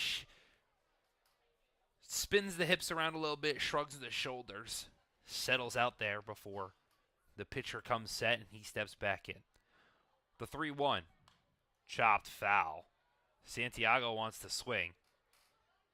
So instead of taking what more than likely would have been ball 4, he's worked himself a full count. Defensively, Houghton is now at second. He pitch hit for Moat back at the bottom half of the inning. The 3-2 bounced in the dirt, gets behind Haynes. So a leadoff walk puts a runner on first.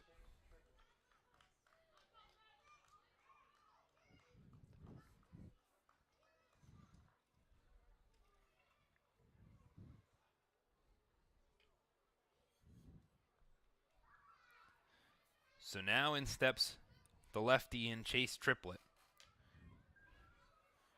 Triplett so far today, 1 for 3 with 2 strikeouts, but a sacrifice fly to his name as well, as Triplett almost is nailed by the first pitch from Graham, excuse me.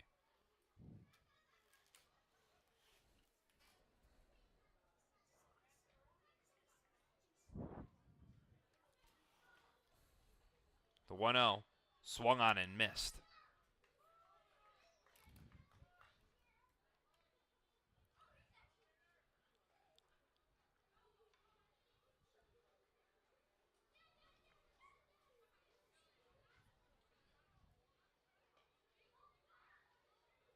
The 1-1 fouled off the foul pole, back into play. Off the light pole. Chase Triplett absolutely drilled his big light pole just to the right of the Lumberjacks bullpen. It came back, almost nailed Enrique Diaz. Another 1-2 pitch upstairs for ball 2.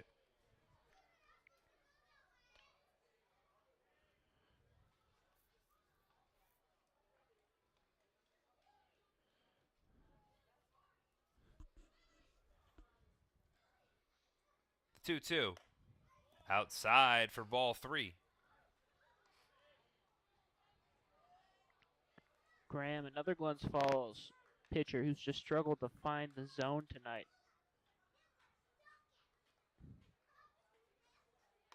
And the 3-2 is outside for ball 4. So despite having a pitcher-friendly count,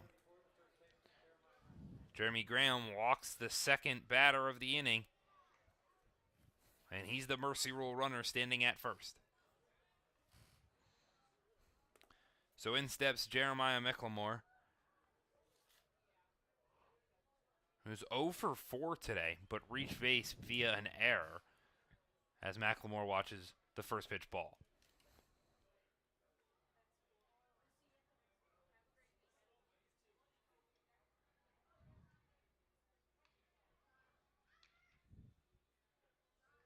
The 1-0 missed outside for ball 2.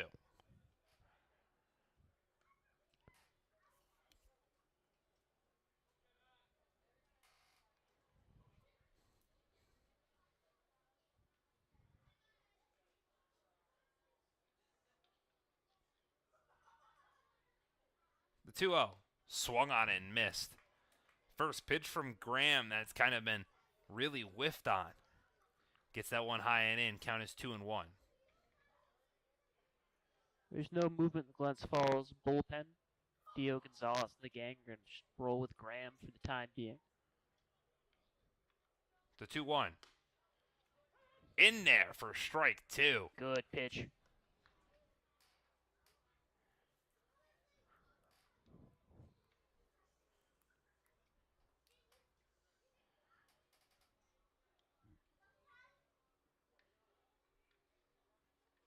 The 2-2. Fouled off to the right-hand side.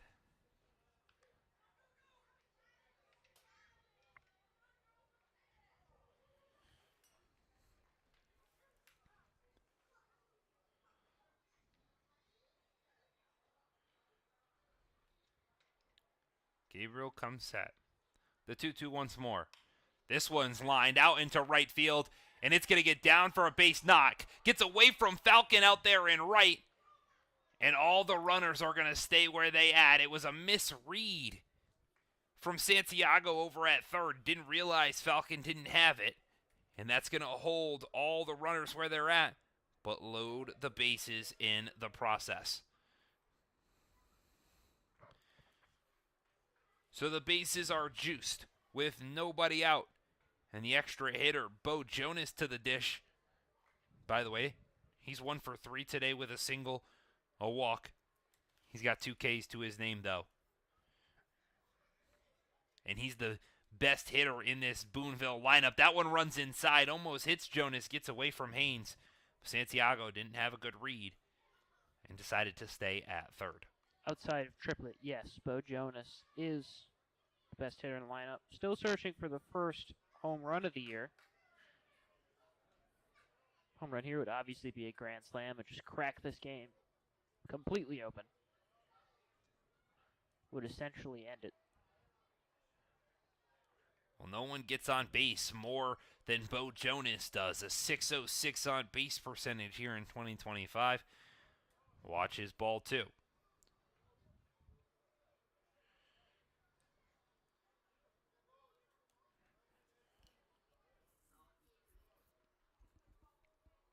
The 2-0. Big cut from Jonas, but it's fouled off.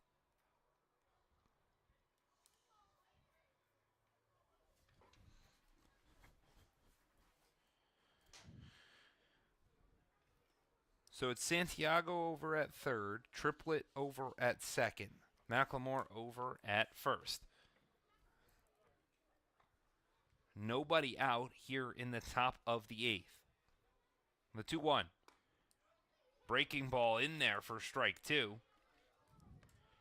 And now Jeremy Graham has got a chance to get the first out of the inning.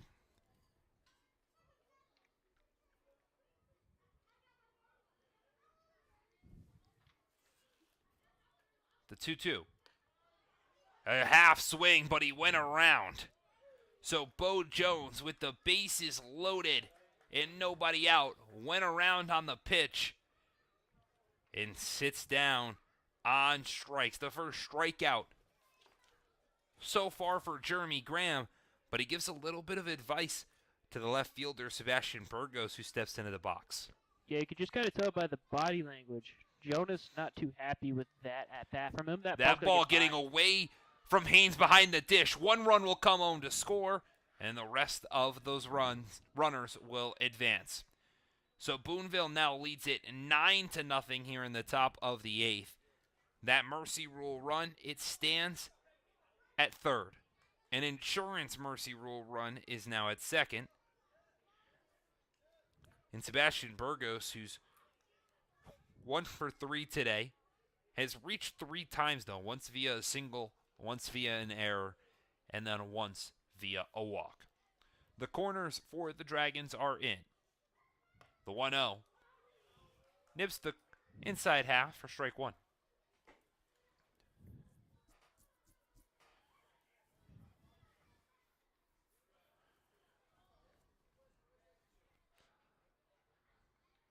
The 1-1 fouled straight back.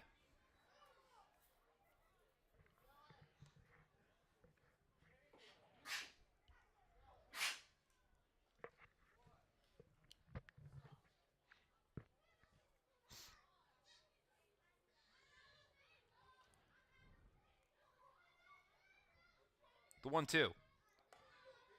Outside.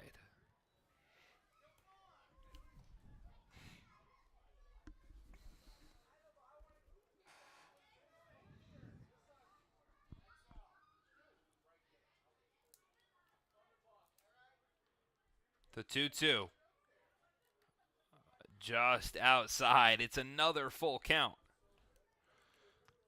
Waiting on deck is the second baseman, Miguel Gonzalez. Seen a lot of full counts tonight. Feels like almost every hitter's been to a full count.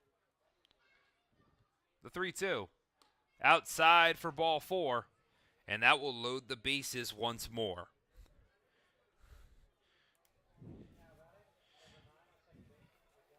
So Miguel Gonzalez steps in for his 5th time today. He's 1 for 4.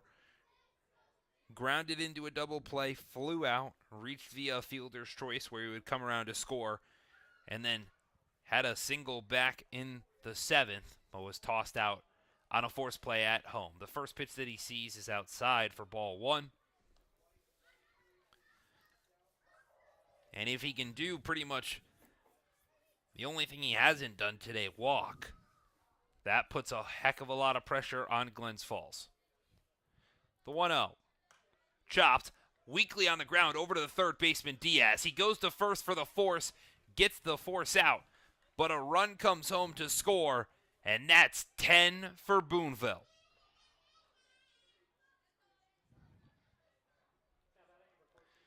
It's a successful sacrifice for the second baseman, Miguel Gonzalez. He tallies an RBI.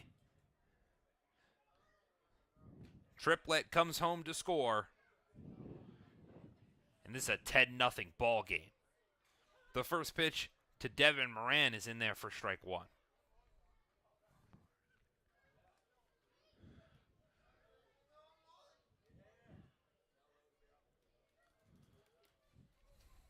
The 0-1. Swung on and missed. Count now quickly 0-2.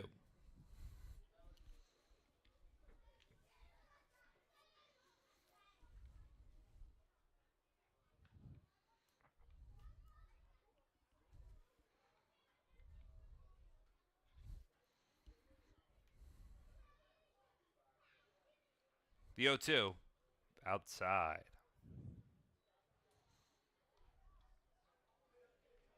Kind of feel the life sucked out of East Field. All the fans kind of know what's going on. A brutal beatdown after 2 days off. The 1-2. Graham thought that one got the corner. Home plate umpire says think again. So now it'll be deuces wild here in the top of the 8th. 2 balls, 2 strikes, 2 outs, 2 runners on. The pitch. Bounced in the dirt. Haynes keeps it in front of him. And it's back-to-back full counts.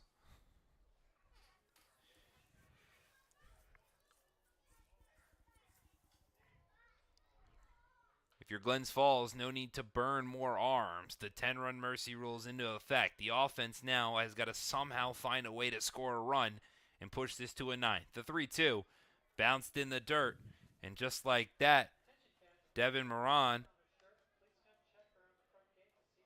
has drawn a walk. So now steps in the catcher, Jacob Newland. He's 2 for 2 today, has drawn 2 walks, has 2 singles, scored twice, has an RBI to his name. Has also made some stellar defensive plays, including throwing a runner out. The first pitch he sees gets the outside half.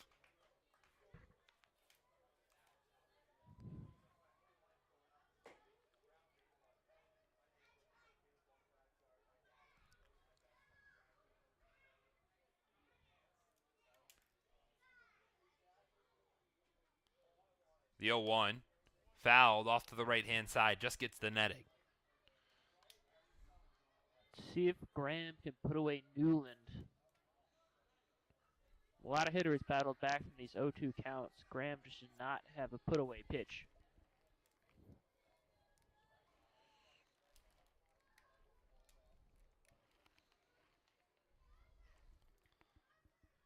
And the 0-2 is swung on and missed. Graham finally gets out of it. But it's not before Boonville gets the 2 they need. They've put all the pressure in the world on Glens Falls. The Dragons got to score 1 run or this game is over.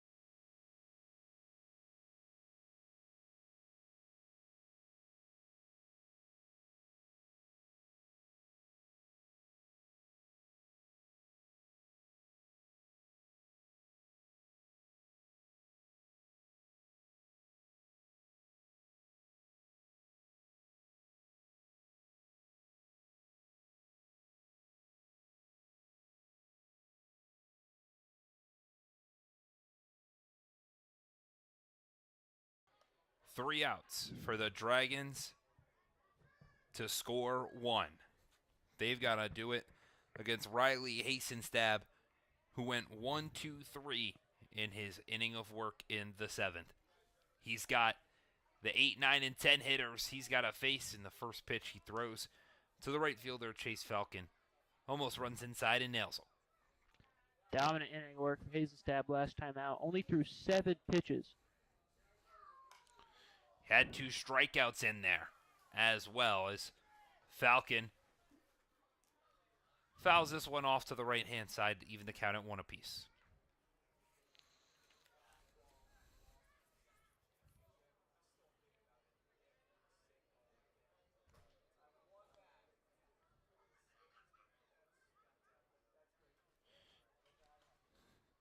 The 1-1. Low for ball 2. Luke, running through these stats real quick, I noticed something. Boonville has scored 10 runs today on 12 hits. Right. They have 0 errors. Right. The 2-1 misses inside for ball 3. Just based off the top of your head, I know you've got a scorebook in front of you. How many runners do you think have been left on base for the Lumberjacks? I know it's a lot. I'm going to say 9. 9? Yeah, well, you're off. Close. And I don't know if I'd necessarily say you're close either. 14. Oh, I'm way off. 14 runners have been left on base, and Boonville is dominating. And 3-2, drilled back up the middle. Santiago comes over, but he can't field it cleanly. That's going to go down as the 5th hit of the day. For Glens Falls, they've got a leadoff single. And hey, they're not done playing baseball quite yet. In steps the catcher, Joe Haynes. So far today, he's 1 for 1, was hit by a pitch back in the 3rd, and singled back in the 5th. The first pitch he sees is in there for strike 1. Yeah, 14 runners left on, and they're just dominating. Yeah, I mean, every inning has ended with bases loaded, specifically during the last 4, when they've been on that scoring stretch. That last pitch was a ball, so the count is 1-1 now. Domination, I think, might be a little bit of an understatement here from Eastfield. I mean, they've been getting guys on, so it makes sense that they've stranded a lot of guys. They're going to go check on Falcon at first. He gets back in there easily.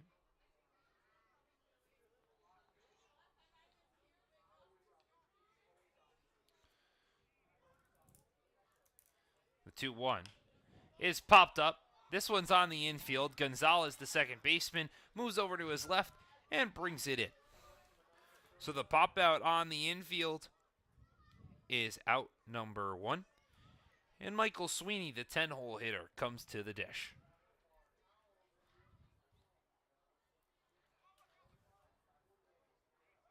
They're going to go check on Falcon again. This one gets away from the first baseman, McLemore, so Falcon will get over towards second with ease. Just like that, the first error for Boonville puts a runner in scoring position for the Dragons.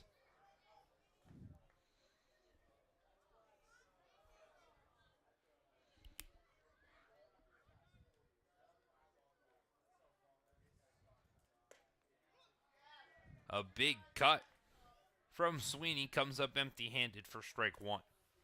Sweeney so far today 0 for 2. This is just his third time to the plate in the 8th inning. As the 0-1, he takes another big cut. Boonville's pitching staff has just beaten down on Glens Falls today. Hazenstab comes set. The 0-2. Swung on and missed for strike 3. Third strikeout in 6 hitters. Hazenstab has been dealing.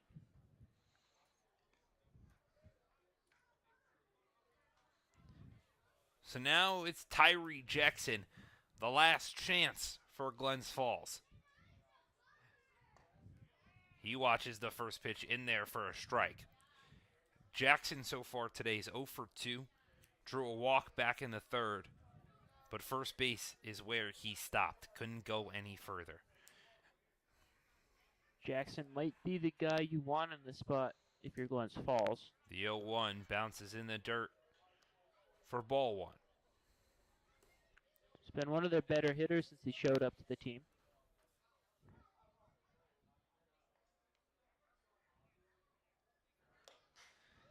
The 1-1's fouled straight back.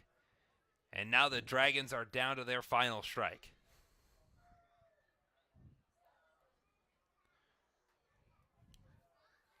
Hazenstab comes set. The 1-2. Just inside. Hazenstab can't believe it. He thought that one was a strike.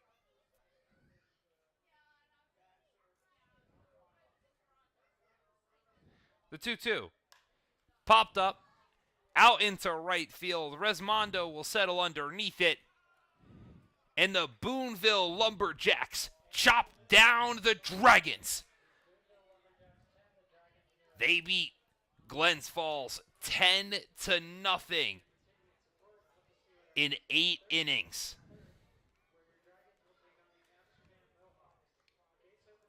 Luke.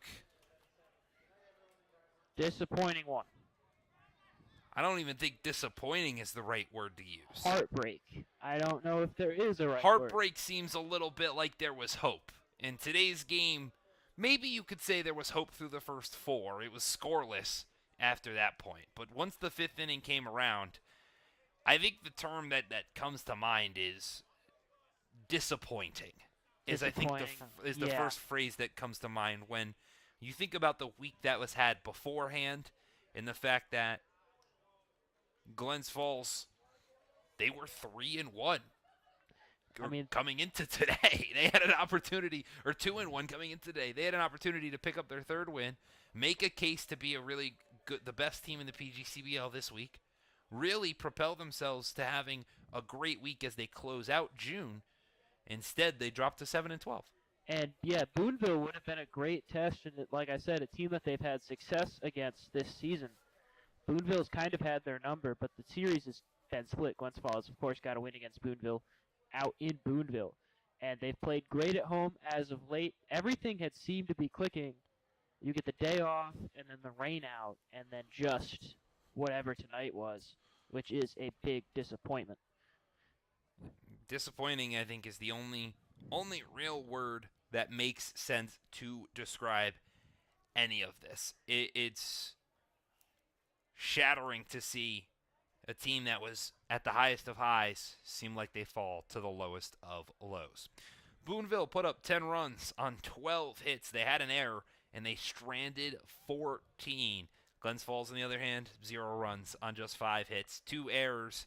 Seemed like some costly ones as well, and they stranded 5. Max Martzoff for the Lumberjacks. He gets the win, his first of the year. Xavier Garcia, unfortunately, went 5 innings, so he will get credited with the loss, his second in 2025. All right, that's enough from us here at Eastfield in Glens Falls, New York.